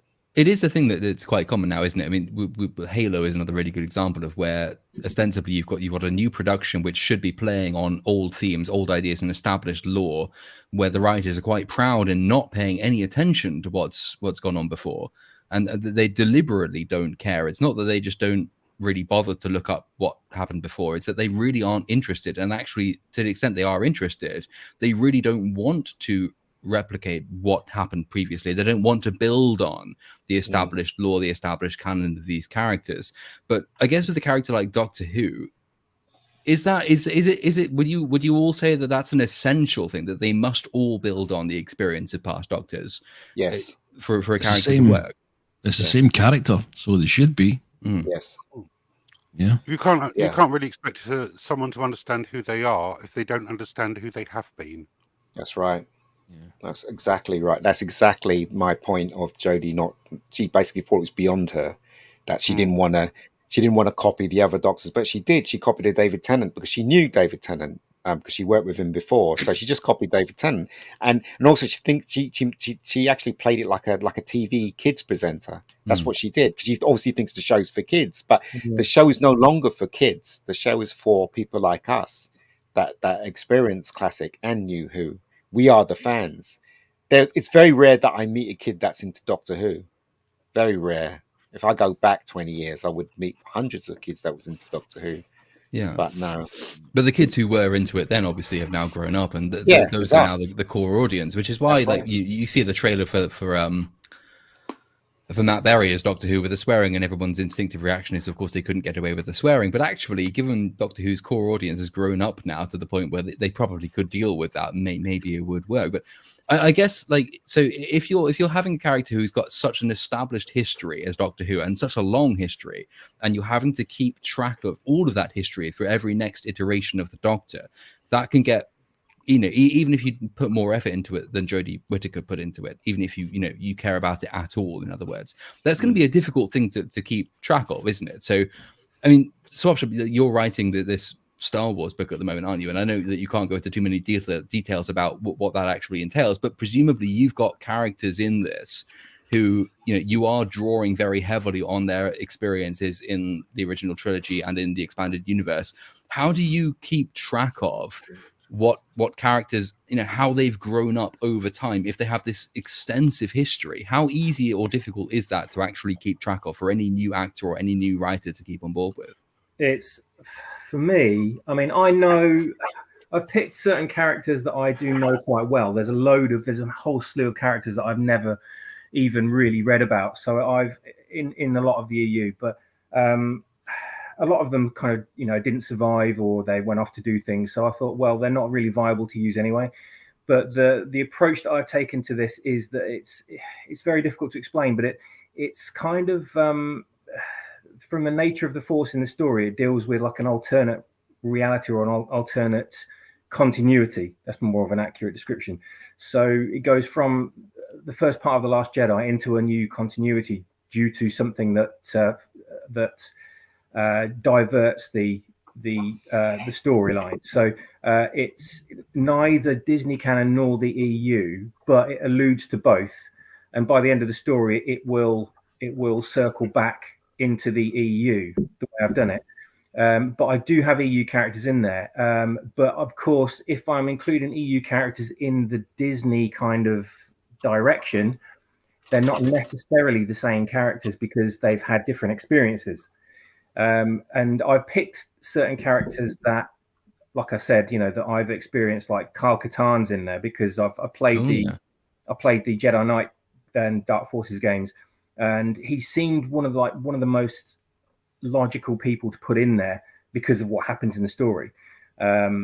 And Wedge Antilles as well, because obviously he should be in there. You'd think, he should be a leader of the resistance in a certain aspect.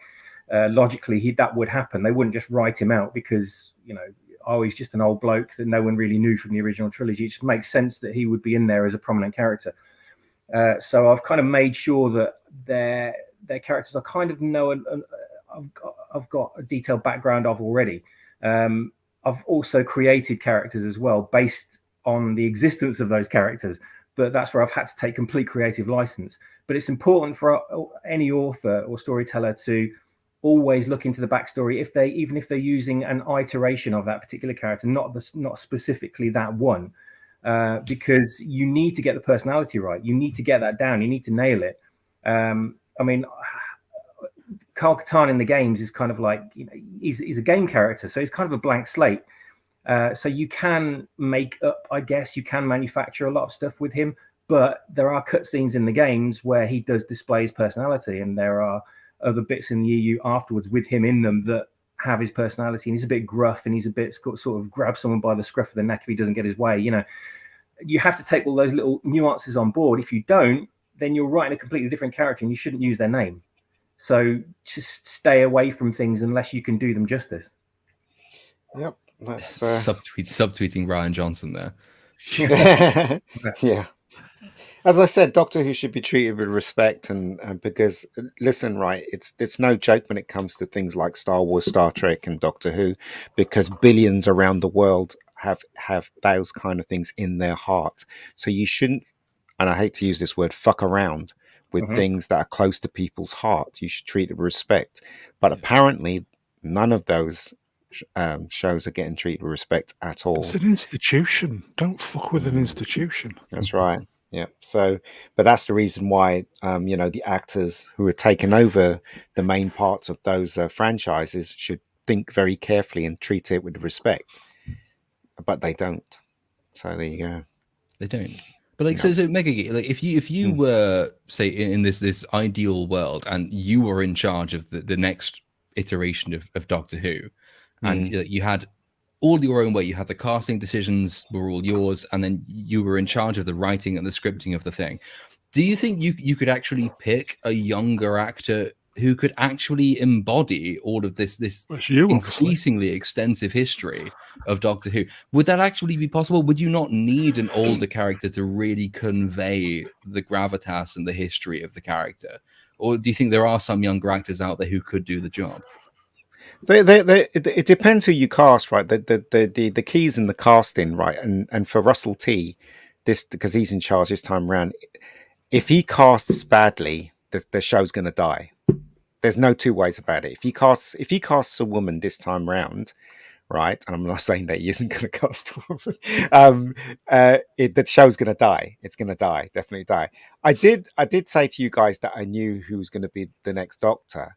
But to tell you the truth, you keep saying that's just teasing. It's unfair. No. But to tell you the truth, right? The person that told me, right, has told me that they're still humming and ahhing about it. But I do know the name on the top of the list, right? But I won't say, right? So this person might not, but this person might not be cast as the Doctor, right? Because they had somebody above Matt Smith before they cast Matt Smith, right? And the same thing with David Tennant as well. So I only know the person on top of the list. So anyway, right, going back to, if I was to do Doctor Who, I would definitely cast Tom Ellis for practical reasons. One is because he has a huge fan base and he's well known as Lucifer in the show Lucifer in America, and that's just stopped. Plus, he was in Doctor Who, an episode of Doctor Who, and he's expressed that he wants to play the Doctor, right, in various interviews. So that'd be my starting point.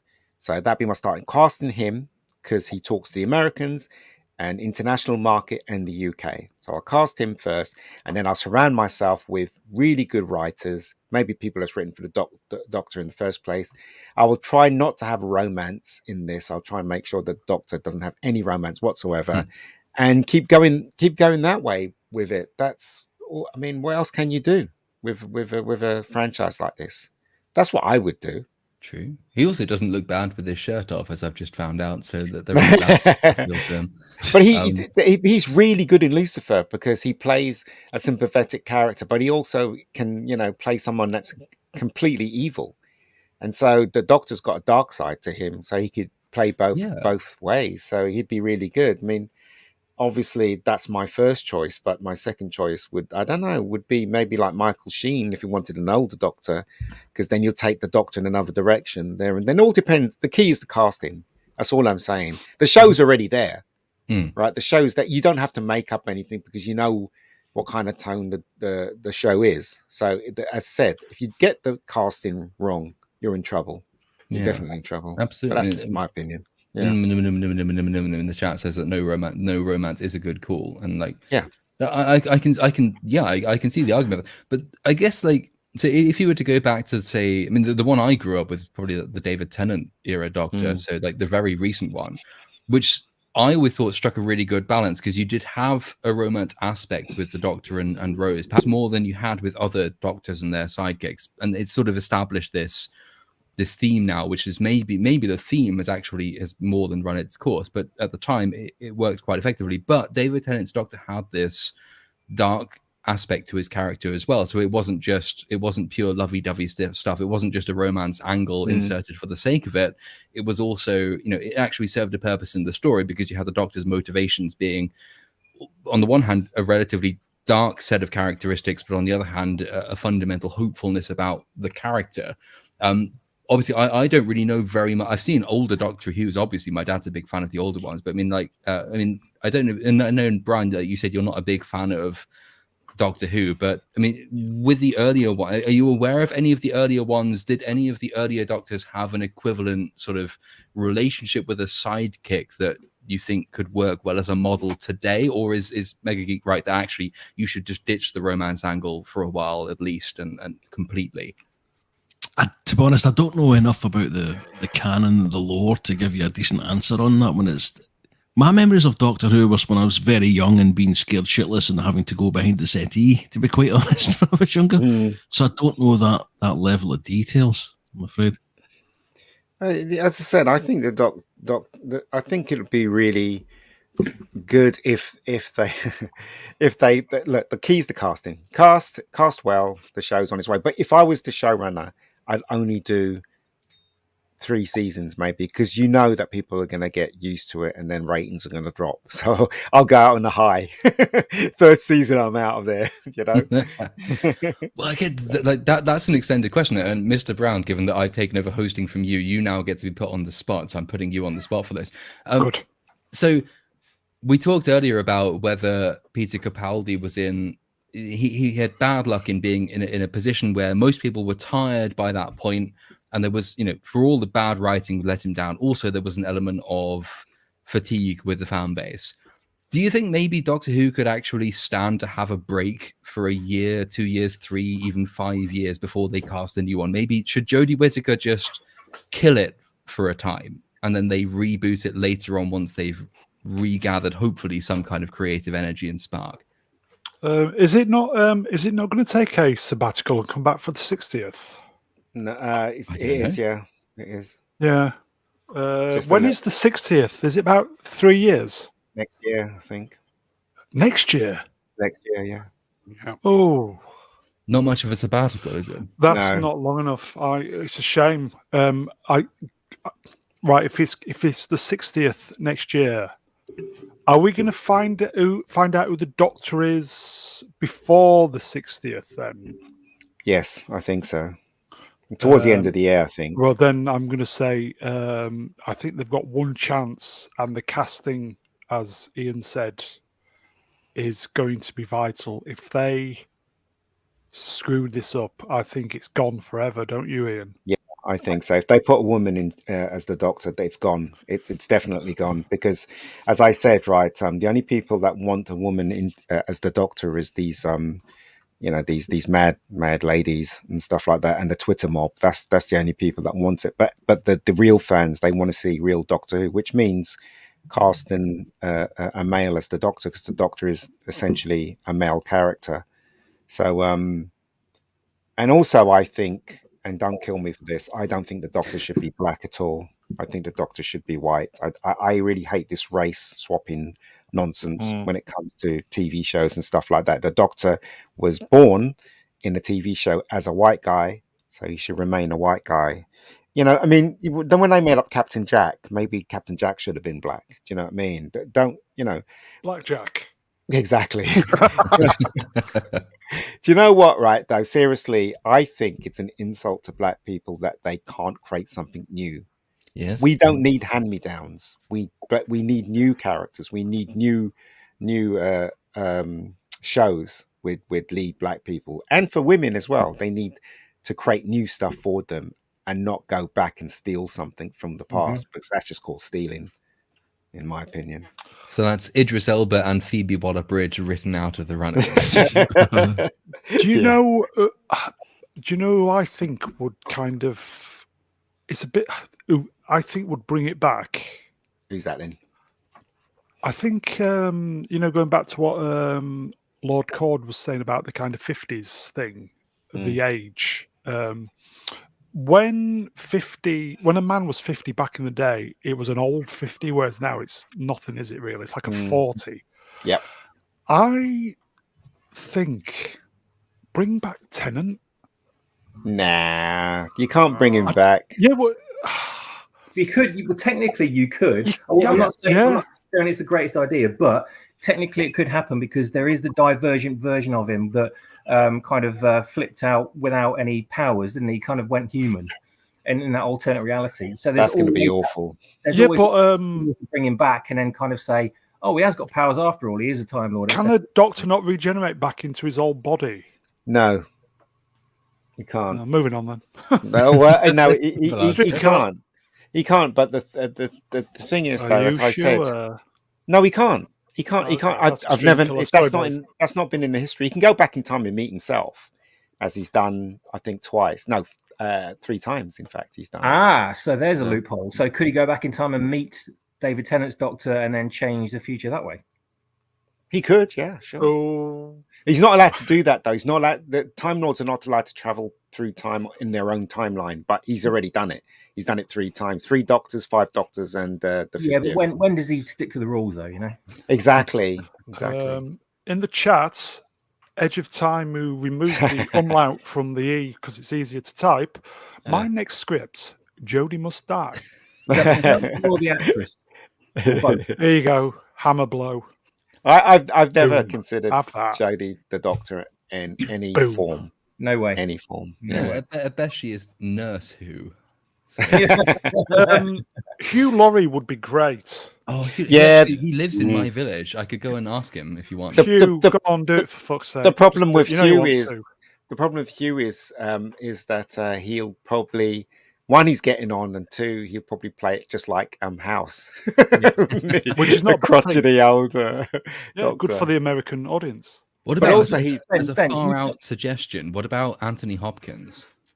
Oh yeah, but he's really old now, isn't he? He's a bit too old. I know he's really old, but he's got such presence on screen that you wouldn't need that. You could have a younger cast running around him, but he would keep any scene he's in. He would capture, would he not? So. Again, it would rely on the writing being correct, which is Chris Hemsworth. Really far-fetched suggestion. No, Chris Hemsworth. No.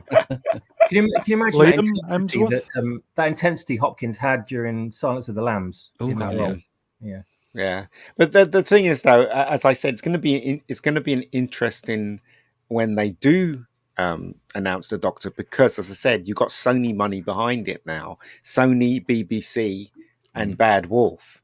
So. Don't be too surprised if we got someone that's actually Hollywoodish when they cast the Doctor, because they can afford them now. Unlike when it was under the BBC, Tom Holland, they couldn't afford. They can only.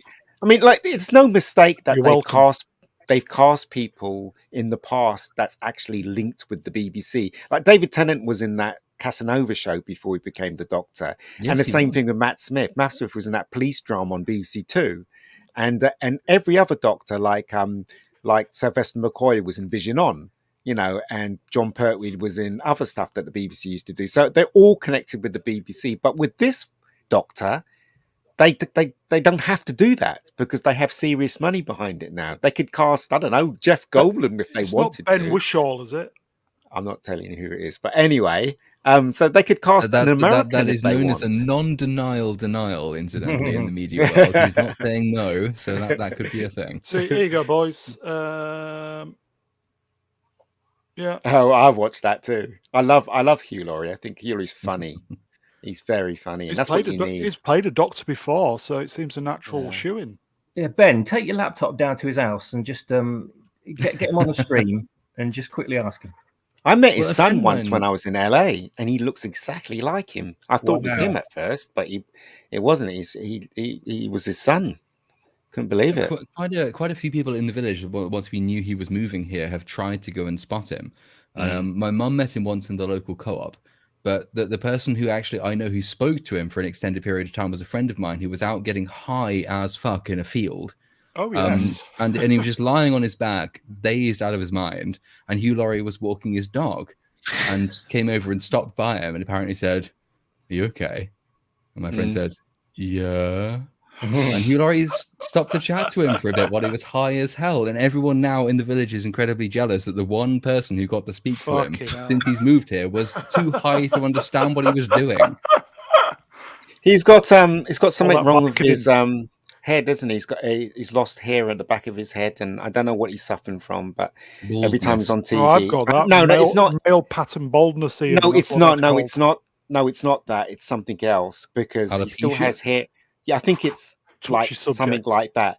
But every time he's on TV, they always give him a hairpiece, obviously. But he's not ashamed to show it around because every time he gets interviewed, he's never wearing his headpiece. He's always got the back of his head is always, hair missing and stuff. He's got a rug. He's got a rug. In house he has, and in every TV show that I know that he's been in, he has a rug. But he's suffering from. I can't remember. He did explain it, but yeah, suffering from something. Keep my man's name out of your motherfucking mouth. Dr. House. But did you ever used to watch House? You would never get away, it would never fly today. That character was so sexist and so rude that it would have been cancelled like after the second episode. It really would have. I mean, he used to take the Mickey out. He took the Mickey out of this midget woman once in one episode. I don't know if you even saw it. It was so funny. But you never get away with stuff like that today. But yeah. But that's one guy that was cool as an old guy. If you ever watch House wore trainers. He never wore a a medical white jacket. He hated that. He always had some really cool T-shirts on. He had the flat cap, which I adore, obviously. So yeah, House was really cool as a person. He was really cool, really high cool. as a fucking kite, 24/7. True. Yes, because he was on Vicodin. That's it. Yeah, that because of his leg, the pain in his leg and stuff. But there was one episode that was freaking amazing, and it won loads of Emmys. I don't know. Anybody a House fan here?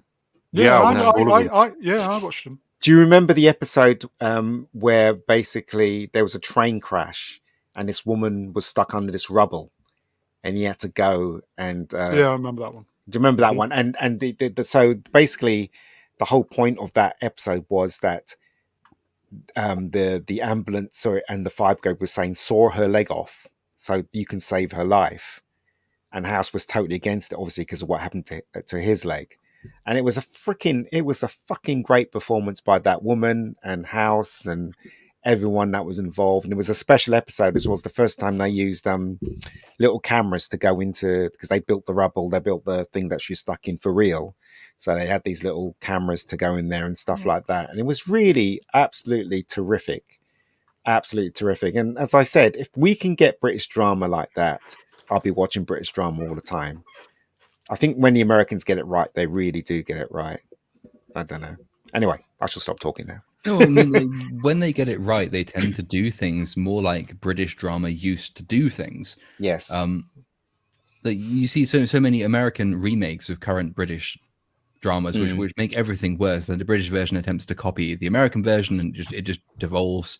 There's never any ending to any American drama, is there? Because they string out these series for as long as they possibly can without any idea of the... Lost is the classic example of this, which is J.J. Abrams' sort of debut in the screenwriting world, where the writers actually admitted by series 2, I think, of series 2 of 7, they were just writing every episode week by week with no overarching plot or idea.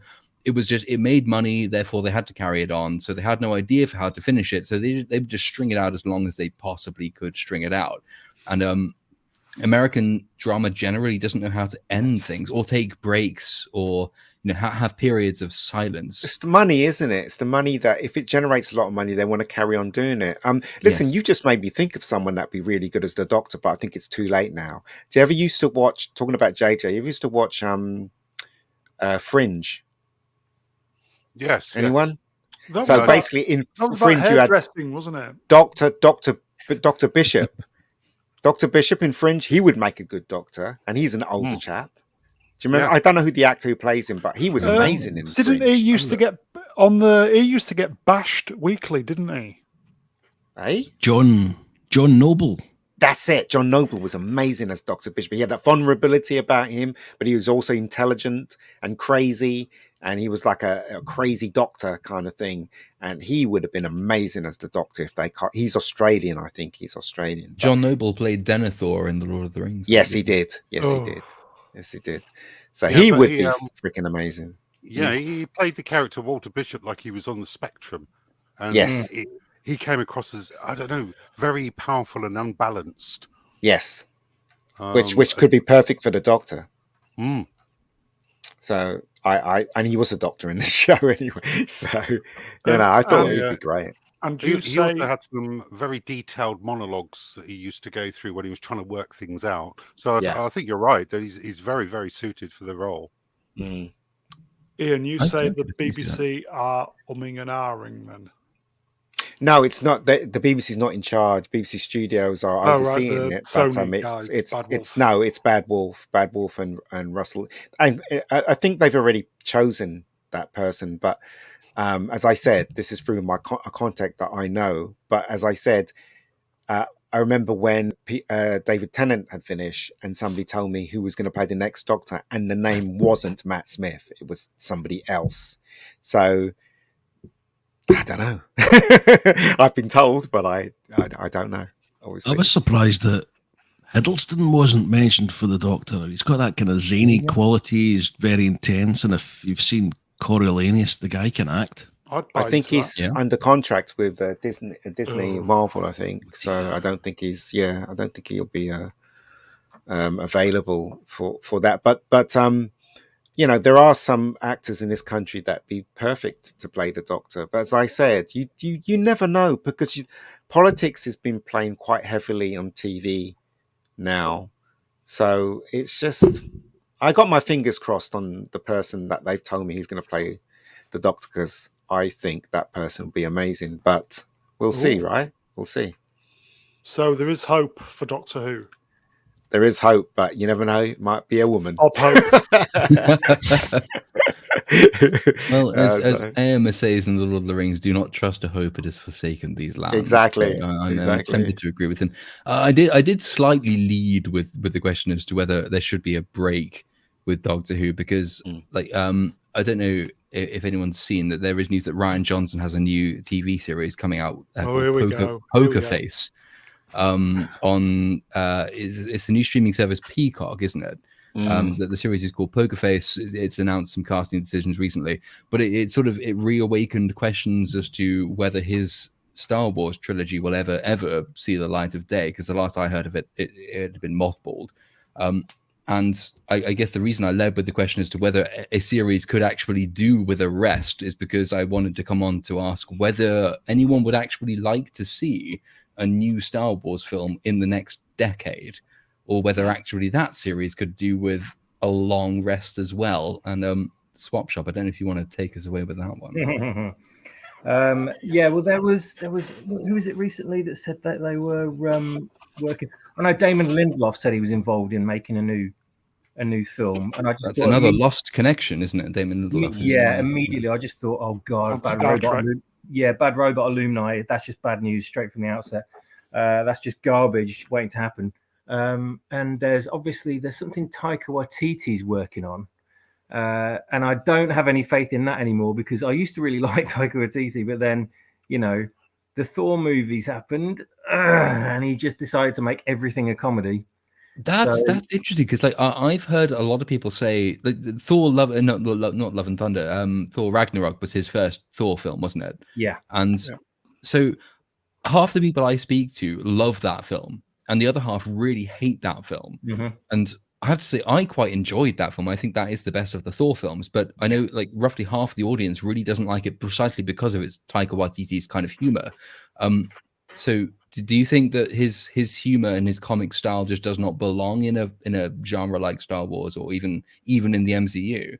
I think he's got a lot of potential, but unfortunately, he just lapses into comedy, unfortunately, and his style lends itself an awful lot to the MCU style brand of humor that we've all come to know and grimace at from time to time over the last 10 years.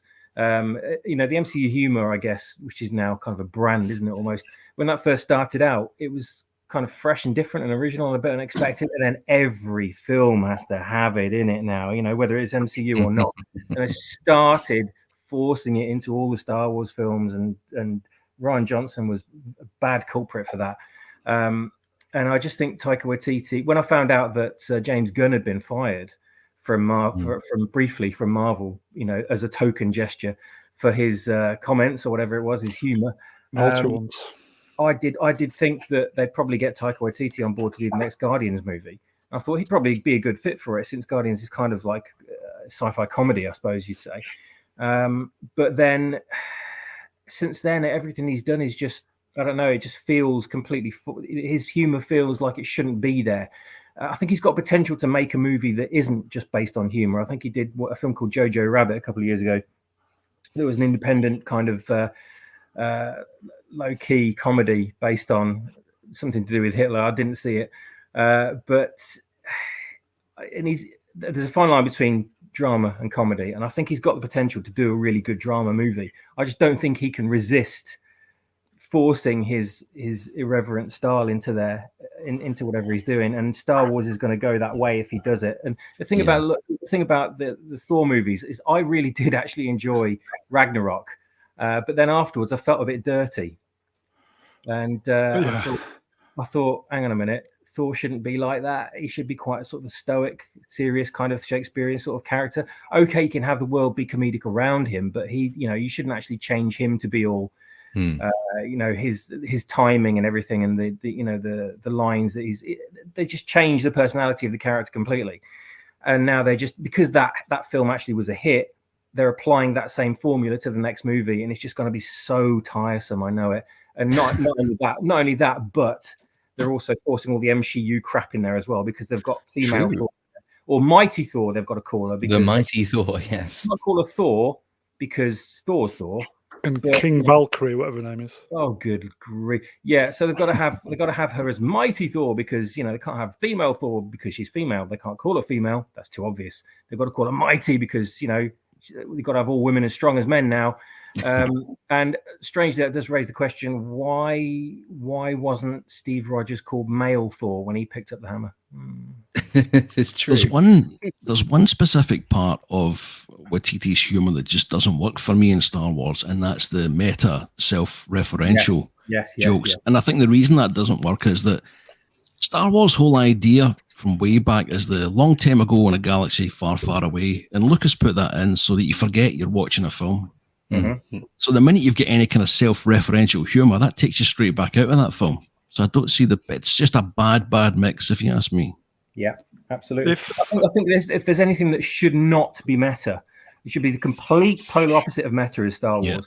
And it was, the original trilogy was, completely was. And that's the only way it can suspend you in that fantasy world. I think if they're going to make a Star Wars film, it should be completely divorced of. Sorry, I just went away. Maybe you've said this already. It should be completely divorced of Darth Vader and everyone that was in the actual trilogy itself. Everyone, and I do mean everyone. It should be it's the same universe, but it should have completely different characters, a new bad guy, a new plot, a new structure.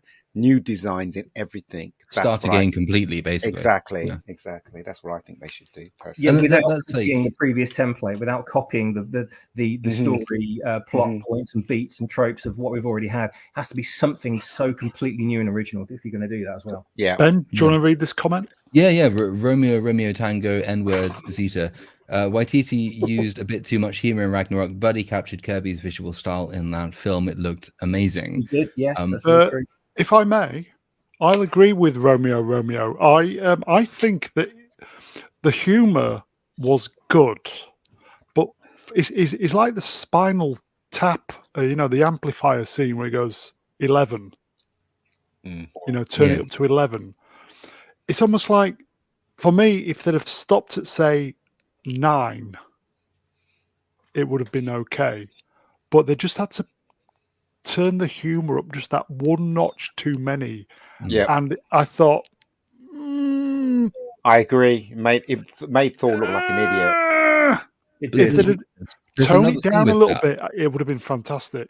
There's another thing with that, which is that, so Waititi's style in Ragnarok worked because it was playing off of a very self-serious, self-referential style in the previous Thor film. So Kenneth Branagh, when he did the first Thor, actually made Thor this very, very Shakespearean, very, very fantastic serious, arguably overly serious character. And Waititi took what was ostensibly a strain of the MCU in Thor, but which took itself too seriously and then played off of that. And it kind of worked when you're playing off of that too serious setup, because to the extent there was criticism of the earlier Thor films, it was largely that the earlier Thor films were too self-serious. They took themselves way too seriously. So Waititi's humorous take worked very well as a kind of a foil to that. Whereas if you're trying to start, as Mega Geek has said and as Swap Shop has said, you're trying to do with Star Wars something brand new, which I think we'd probably all agree needs to happen. The next Star Wars story needs to be something brand new. You can't begin that with a self-referential joke style Taika Waititi film. You have to actually build something before you can riff on that thing comedically. So I guess the question is whether Waititi is the right person to lead the genre forward, lead that franchise forward, or whether he should be brought in later. No, he's not, as you say. He's not. Though I hate what he did with Thor Ragnarok. I hate that he changed the character of. If you look at Kenneth Branagh's version very carefully, there was humor in Thor. Yes, he played it very Shakespeare-ish, but Thor was very humorous. The stuff that he did, when he was drinking the drink and he smashes it on the floor and he says more beer, whatever. That was very, very funny. And the romance worked very well in the first one as well. But what this fella did is he made Thor like an idiot when he threw the ball and it hit him in the head, and then that played into Fat Thor. And do you know what I mean? It's like that was the start of the destruction of Thor because he was the Big Lebowski as Thor. Exactly. Basically. Yeah. He was too good looking for the mad people that run Hollywood and infiltrated the Marvel. So he had to be fat.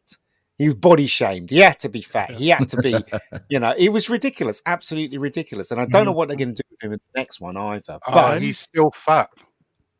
Why? Because he's in the next Guardians film as Fat Thor, isn't he? I can do, yes. Romeo Tango N-word Zeta. Hey, if we're competing in the Olympics or American college sports, women are literally as strong as men because of the inclusion of trans athletes. As I said in my Star Trek Discovery review, we have taken the view that there are not enough women in men in female sports generally. But as you say, Fat Thor is going to be in the next Guardians film, isn't he? And then of course you've got Thor: Love and Thunder, which is coming out in July, I think, is that? And then you've got the elevation of Natalie Portman's The Mighty Thor, which will presumably come at his expense. So, of course, it will. Have you seen the new trailer for Doctor Strange? I've not seen that yet. It's like it's not Doctor Strange. It's going to be Wanda, isn't it? It's ridiculous. It's going to be ridiculous, and that's what I'm saying.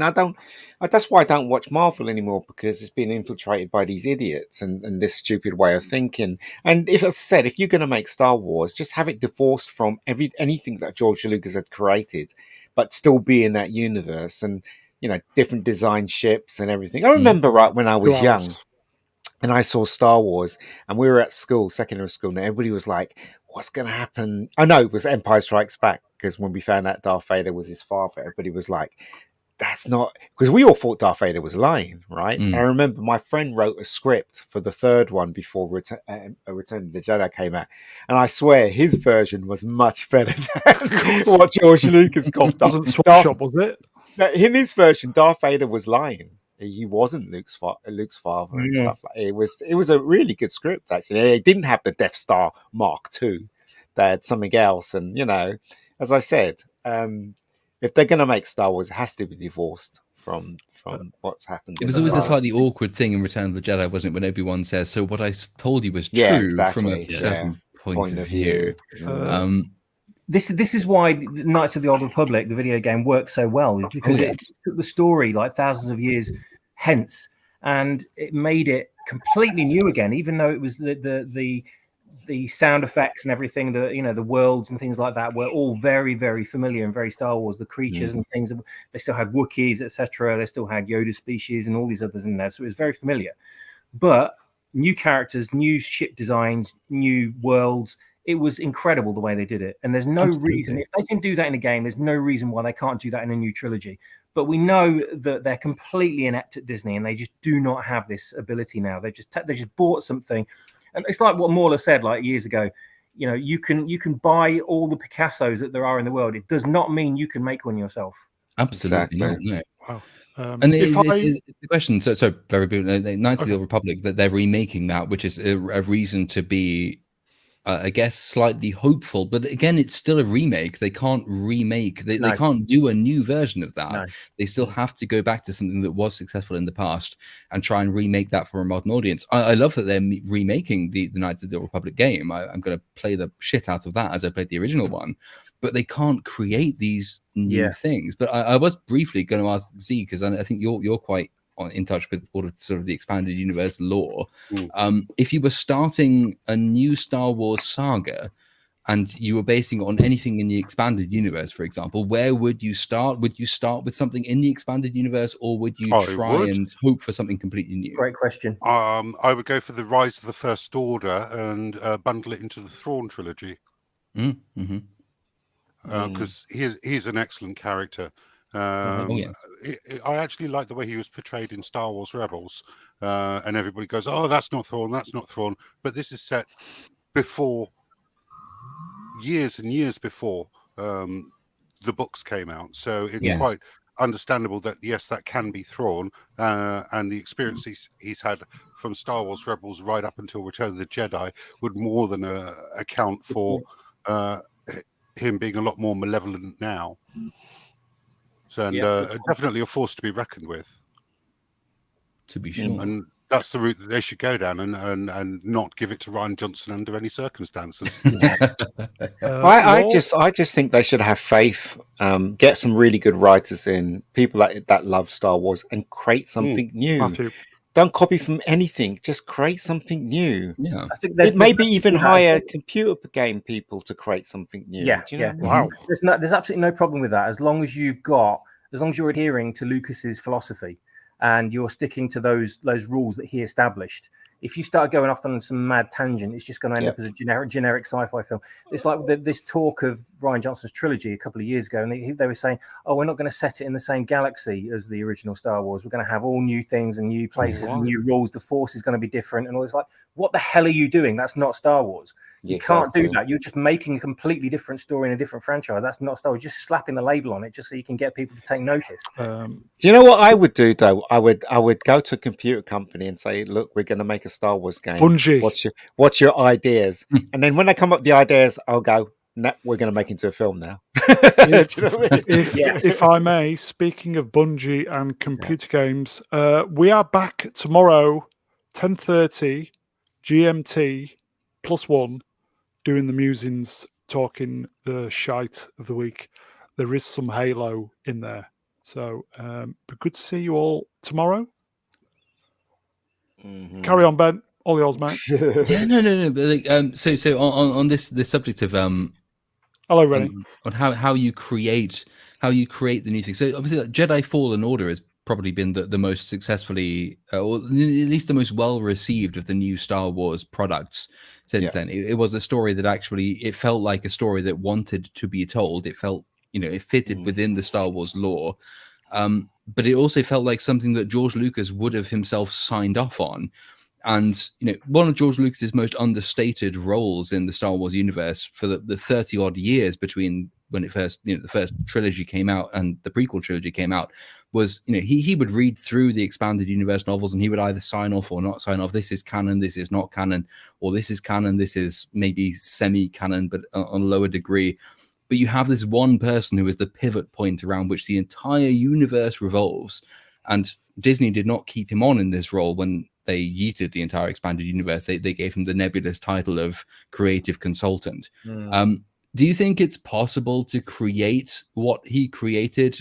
Do you think it's possible to replicate what you can have with one person signing off on everything or not signing off on it without that one person in that role? Can Disney actually recreate what used to be the Star Wars expanded universe without giving George Lucas this incredibly pivotal role in the entire thing? Swap Shop, go with you first. I reckon they can. All they need to do, and they won't do it because they have to pay royalties out. All they need to do is get the original authors from certain stories back on board as consultants. Alan Dean Foster. Yeah, and just make sure that nothing violates what they initially laid down. And if they need to violate it, then they need to consult the author on how best to do that without ruining things. That's simple as that, really. No, as I said, I think they should just ignore everything, create something new, move forward. That's what they should do. And as I said, Star Wars, they just seem to be going backwards and just using the same characters again. Or, if I was in charge, I'd have no Wookiees, I'd have nothing that's connected with Star Wars and create some new characters and a new problem. And it'll be set in the same universe, obviously.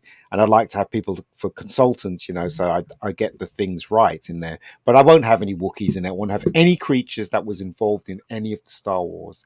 It'll be something completely new, just like what George Lucas did with Star Wars. He created Darth Vader was new. Everybody was new. That was his philosophy, though, with making every new film, was to push it forwards and add new things in there. They were the odd little familiar thing, but things carried over from previous films, like certain ship designs and maybe an alien in the background or something like that, or revisiting maybe a planet briefly, something like that, just to tie it all in. But he'd always push it forwards and do something new with it. There'd always be a new environment. There'd always be new designs. There'd always be new characters. He'd expand on the Force. It was always something fresh in there, and he did it with the prequels as well. There was they were so new. They sometimes didn't even resemble Star Wars, but they were still. You knew they were still in that universe. This is what needs to be taken on board with doing anything in the future. You need to be able to innovate and create something that still adheres to the aesthetic of that universe, but adds something new. And this is why George Lucas's involvement was so important, because he was the one that always said, yes, we'll have that, no, we won't have that, because the universe kind of partially existed in his mind, so he could determine what looked right and what was appropriate to that reality and what wasn't. So say something like Guardians of the Galaxy, when you've got things in there that are a little bit crazy, like blue women running around, or pink women giving Peter Quill blowjobs or whatever, George Lucas would automatically say, no, we're not having that in. But Disney are like, yeah, whatever, put it all in, So you need to have someone there with that quality control. Sadly, he's not involved. So you just have to look at it and go, well, unless you've got someone on board that genuinely really does know their shit with it and love it, and it's ingrained into their DNA. Like George Lucas's daughter, I think Katie Lucas, she's phenomenal. She was one of the authors in the Clone Wars, and she did some of the best. She wrote some of the best episodes. Then you're fighting a losing battle because you really got to have someone that knows their shit. Well, that's the reason why it should be all new, because if you're not connected with Rey or Darth Vader or Luke or anything like that, then Disney can't try and take their stuff that they infiltrated it in the first place and stick it in this version. So, if they leave you alone to create something new, it should be something new, and you should be able to move forward on it. Yeah, unfortunately, Disney's attitude there with creating something new is, we can make it all into we can make it into superheroes now. So all the characters like Rey, they can just have whatever power that is needed for this situation, or we'll just have Captain Marvel in there. Everyone will be flying around shooting energy beams from their hands, etc. They can fly now. Approach to doing fly now. Yeah, what a load of rubbish. Speaking of they can fly now, I think we're doing was it Rise of Skywalker review. Why? Why? Because I say so. 30th, I think it's 2 weeks yesterday, and the mighty Ruin Johnson is presenting. Uh-huh. And it's going to be good. I will never watch that film again. Nor would I. It's just like James Bond. It's going to be good. It's going to be good. So we're going to have some fun. We're going to make the best of a bad job. Moving on. Mm-hmm. No, absolutely. It exists now. It is there. It is officially part of the canon. Much as we wish it weren't, you have to acknowledge that it is. So you can critique it as a kind of it's like the study of history. You can study the history of Nazi Germany without liking Nazi Germany very much, but it does exist as a historical fact. So you kind of have to acknowledge these things and document all of their many war crimes, which is probably the closest analogy to the Rise of Skywalker as I can get. But okay, so. Would any of you describe yourselves as being hopeful that any future Star Wars project would take the path that we've all, I think, broadly agreed it should take? I mean, Brian, going with you first, do you think they actually ever will separate themselves from the Skywalker saga, from the current day, and do something brand new, which charts the same innovative course as the original trilogy? Or is it because it's Disney, it's just stuck repeating the same old lines and talking points as it always has? I think Disney have got some of the, especially with Lucasfilm that they bought over, they've got some of the most creative people on the planet. The sad thing is they don't ever seem to work in the writing department, which is really tragic. I think the best thing that can happen to Star Wars is that they retire it for 5 years minimum, sell it to someone else. George for $1. Well, maybe, possibly, and because I really don't think Disney could run it. I didn't have any fears when Disney took over. I thought that they would sort out all the problems, or some of the problems from the prequel trilogy, and it would be plain sailing, and I was so happy about it.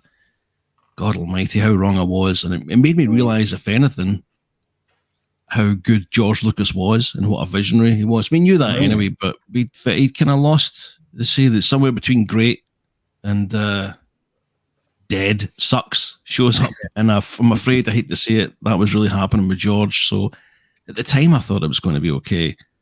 Sadly, it's really not the case, but I think it would be better off in someone else's hands.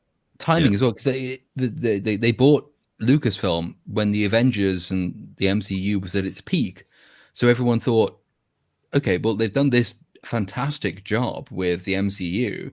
Now they're buying Lucasfilm, so we can expect the same thing.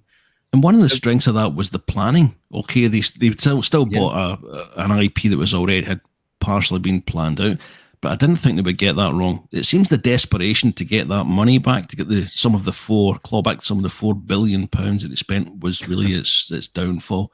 Yeah. You think of all the number of years they had to write a script beforehand, and even the treatments they had from George Lucas that they could have used, and then what do they do?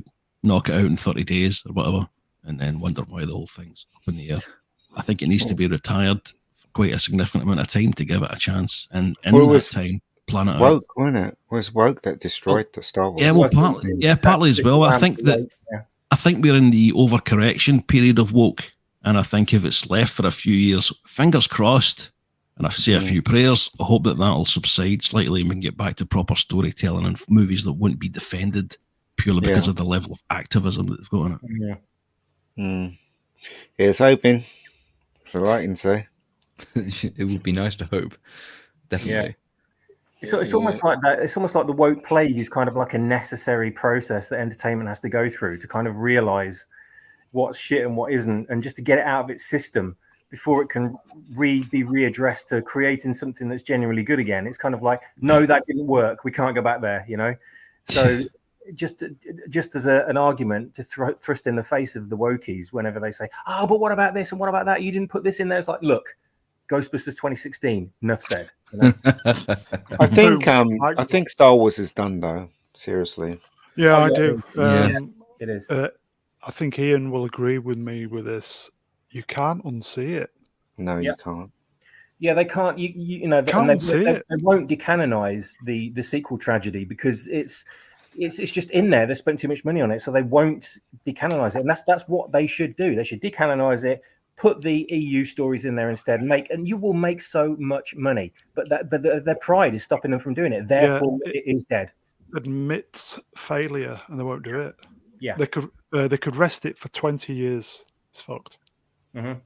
Well, I think that's why it was Maggie says it's why you need to start afresh from a brand new story, a brand new basis, something that isn't leading toward what is now and irrevocably the canon lore of Star Wars, which is Jake Skywalker. You know what, right? I personally think, this Obi-Wan stuff. Yes. I think this is backdoor reboot of the original trilogy. Oh no, that's a scary idea. It's on the way. Ewan playing Obi in the reboot. This is exactly what's going to happen. Yeah. That's exactly what's going to happen. I don't have any faith. We've seen the leaked images of the Ahsoka series where she's fighting Darth Maul on what appears to be Tatooine.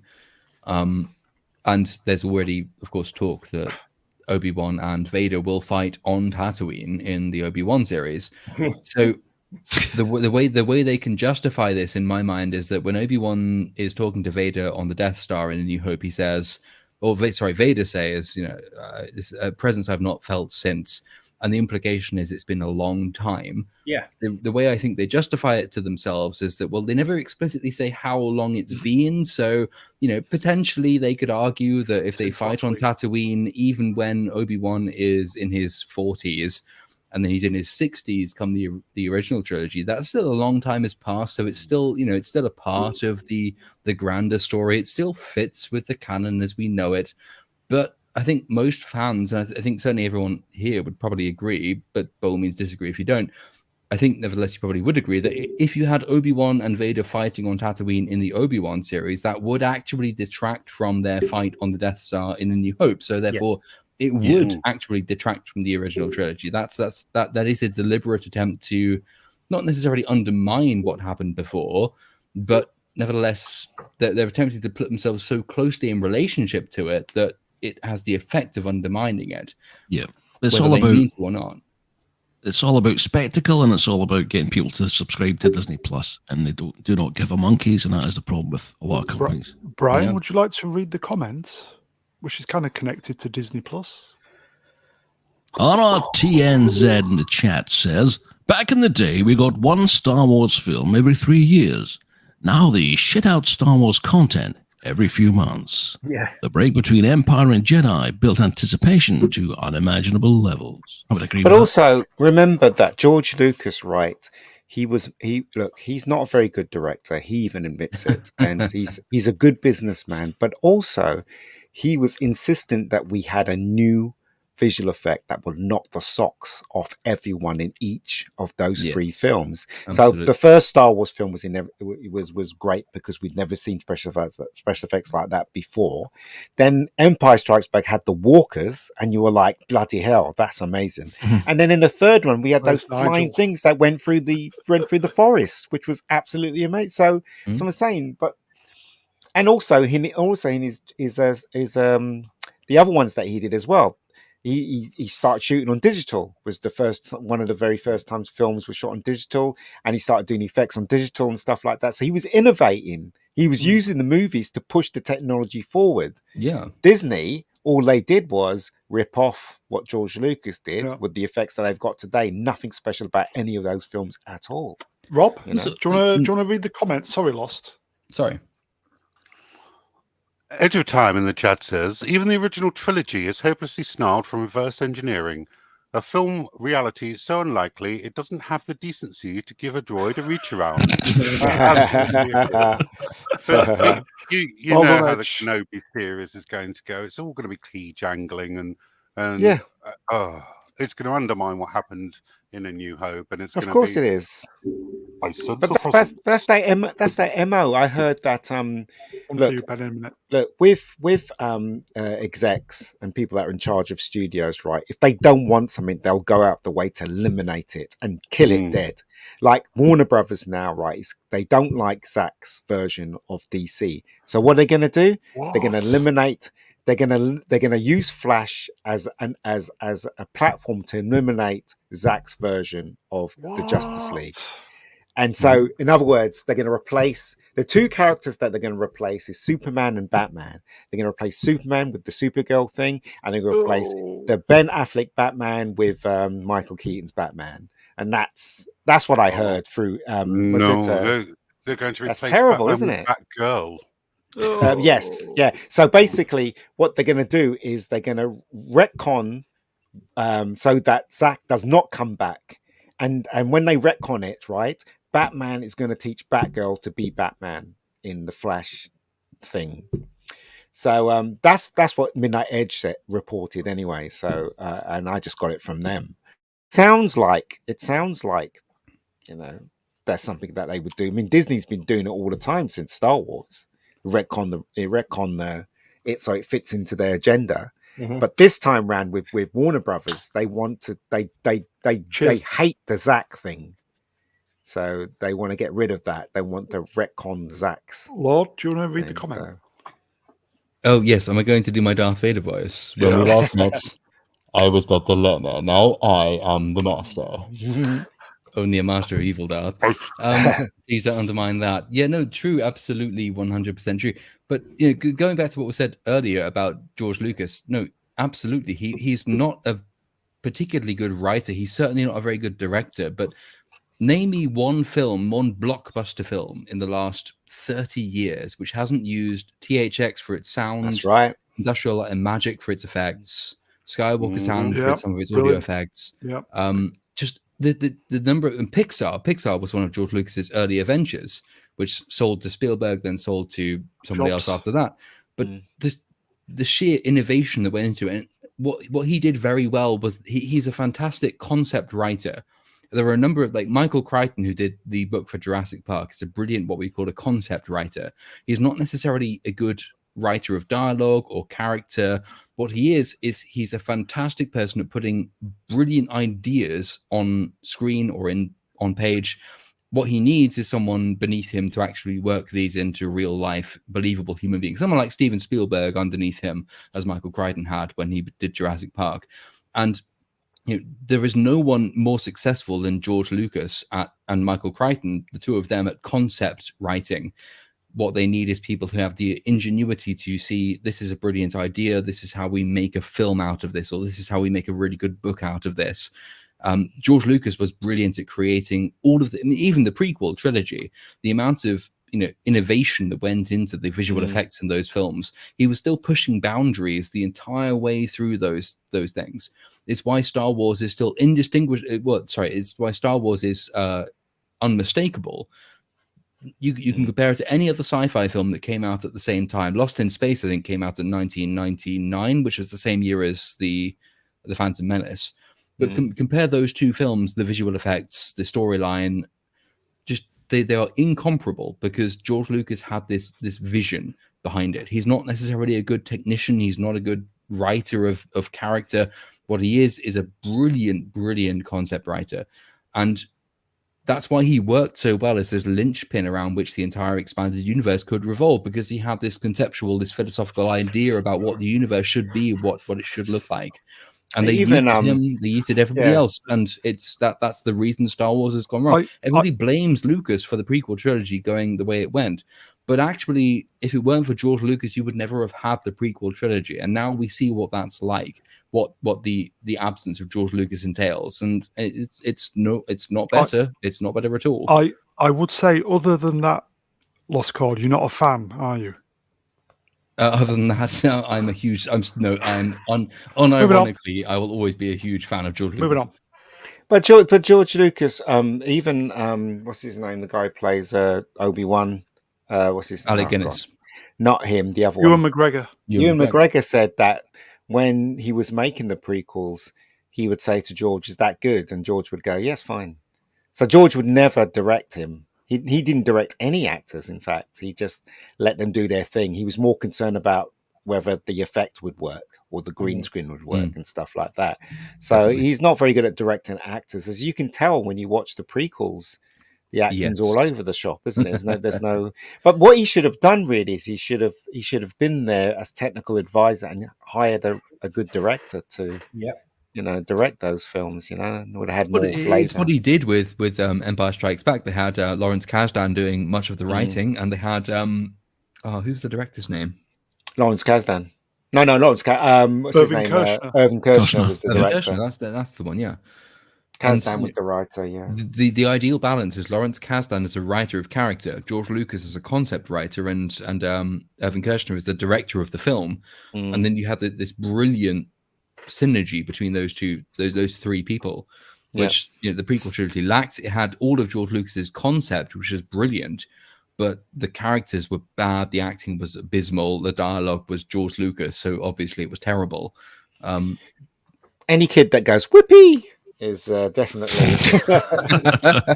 not good. That was Wizard, Annie. Yeah, what the hell? Yeah, that's the way it goes, isn't it? As I said, I think George Lucas is essentially a businessman. And I remember seeing it wasn't an interview, he was at some school with his wife, and he didn't seem concerned about Star Wars at all. A kid asked him, what do you think of the latest one? He said, well, it's not mine anymore, he said. So I think he's washed his hands of it, and he's happy to be in retirement. I don't know, because he got told off, because when he first sold Star Wars to Disney, and he gave an interview shortly, about 3 or 4 months after this, and he said something like, watching Disney take over Star Wars is like watching your child be put through slave labor. And it was the white slavers. I sold it to the white slavers. That's the one. Killer. And he was panned. He had to apologize publicly for that, which I think is why he hasn't. I think he's contractually not allowed to speak about Star Wars anyway. Yes, he is. But he's not going to speak anything at all about it, largely because that was the instantaneous reaction when he first said anything about it, which gave this sense that it was disobliging, that it's like watching white slavers. The reaction to that has basically compelled him to be utterly, utterly silent. It's why the stream last week when he said, who would you speak to if you could, in your dreams? And I said, George Lucas off the record to find out what he actually thinks about Star Wars. I'm sure he still cares about it, but he does not think he's able to speak about it. You don't have to be a rocket scientist to know he doesn't agree with what's happened. Also, the big telltale sign was he didn't turn up to any of the premieres. True. So, do you know what I mean? He wasn't invited, was he? No, he was invited. He just didn't want to go because he doesn't agree with what Disney's doing to Star Wars. He doesn't agree. He's totally against it. And, obviously he's not going to speak out because he's under a lifetime NDA. How fast did Mark Hamill have to retract that Jake Skywalker statement? Exactly. Yeah, fuck. Yeah. Any criticism of Disney is they come down. But he literally said he fundamentally disagreed with everything they did with Luke Skywalker. And the thing with that is it wasn't just one appearance. Mark Hamill gave a dozen interviews in which he said the same things. Like you can find compilations of Mark Hamill criticizing the character arc of Luke Skywalker, and it's not just from one interview, it's over and over and over and over and over again, including in Rian Johnson's presence. He clearly really objected to this. If it were one interview, you could say, well, maybe it was a mistake, but the fact that it's several dozen interviews over and over again, what he really thinks about this, and he's been told that he's not allowed to make it unambiguous. He's been told to rein it in afterwards, which is astonishing but revealing at the same time. Astonishing because it is revealing. But you There's know an how old many clip. people... Sorry, go ahead, Brian. There's an old clip of Mark Hamill being interviewed, I think, when they brought the special editions, and he said that the naked Princess Leia scene was worth the price of admission alone, something silly like that, and he got phone calls straight away from the studio saying, look, people thought I was real, so fucking knock it off. You know, it's clear that kind of thing clearly does happen. Oh, absolutely. But it's crazy, right, to think that they are under these contracts and stuff like that, you know. And you know what, right? Everyone's scared to speak out. Everyone, from top execs to actors and stuff, because they're afraid that their livelihood will be cut off. But you know, what history is going to tell everyone that these people are idiots. They're people that actually changed the whole concept, because they're going to go down in history. I am telling you one thing now, that Chibnall will definitely, when they review Doctor Who in the next 10 years' time, they're definitely going to say that was the worst era in the history of Doctor Who. They're going to say it. You know they're going to say it. Television, to be fair. Yeah, you know they're going to say it. And as I'm saying, Chibnall, right, he thinks, oh, yeah, you know, I've done what I've done. You know, people are going to remember me for Doctor Who, but not for the right reasons. And that he's going to have to live with this for the rest of his life, you know, for being a freaking idiot. Stephen Amore in the chat. George Lucas told off David Prowse with a solicitor's letter after Vader criticised the prequels. I know, he criticised the idea that he wasn't under the mask when the mask got taken off in the third one. Right. So I don't blame him, actually. He played Darth Vader for all that time, and, you know... and then they took it off, and it was another fella. Right then, guys. I think we're going to leave it there. I think 2 hours 30 seems a good point to take our leave. I will just say to everybody in the chat, cheers, boys and girls. It's always the regulars. We are very thankful you spend your Saturday with us. Top form as usual, guys. Don't forget, we're back tomorrow doing the musings. I think we're all back tomorrow for that. That's just going to be the chewing the fat of the shite. Unlike this one. Yeah. A little bit of a warm-up. We got into the pop culture. Happy Easter, everybody. Yeah, happy Easter. Yes, happy Easter. Don't eat too many eggs. I will just thank the panelists. Not Brian. Thank you, my friend. Thanks, Brune. Thanks to the chat. Thanks to the fellow guests. And apologies about the hellish timekeeping. Yeah. Swappers, cheers, my friend. Thank you. Thanks to everybody. Thanks to the chat, as always. It's been a good laugh. Thank you very much. Great to have you back. Z, get that mayonnaise sorted. Oh, definitely. Pick up some mayonnaise tomorrow. That's if the shops are open. Let it be a small shop. Ian, thank you, my friend. No worries, guys. No worries. Happy Easter to everyone. And to you. And one of YouTube's... This channel, we believe in helping the up-and-coming channels. And we're doing our bits, boys and girls. It's The Wonderful. He's had a little bit of a presenter go tonight, so he's not doing too bad. We can see the potential. It's The Wonderful Lord Cord. He is a lord. You've reaped the catastrophe, so that's all on you. But thank you anyway. He's slumming it with the peasants, boys and girls. I think that is it. We're back tomorrow if you want more of the same shite. Take care. We'll see you soon. See you, boys and girls. Take care. Bye. Adios. Bye-bye. Bye.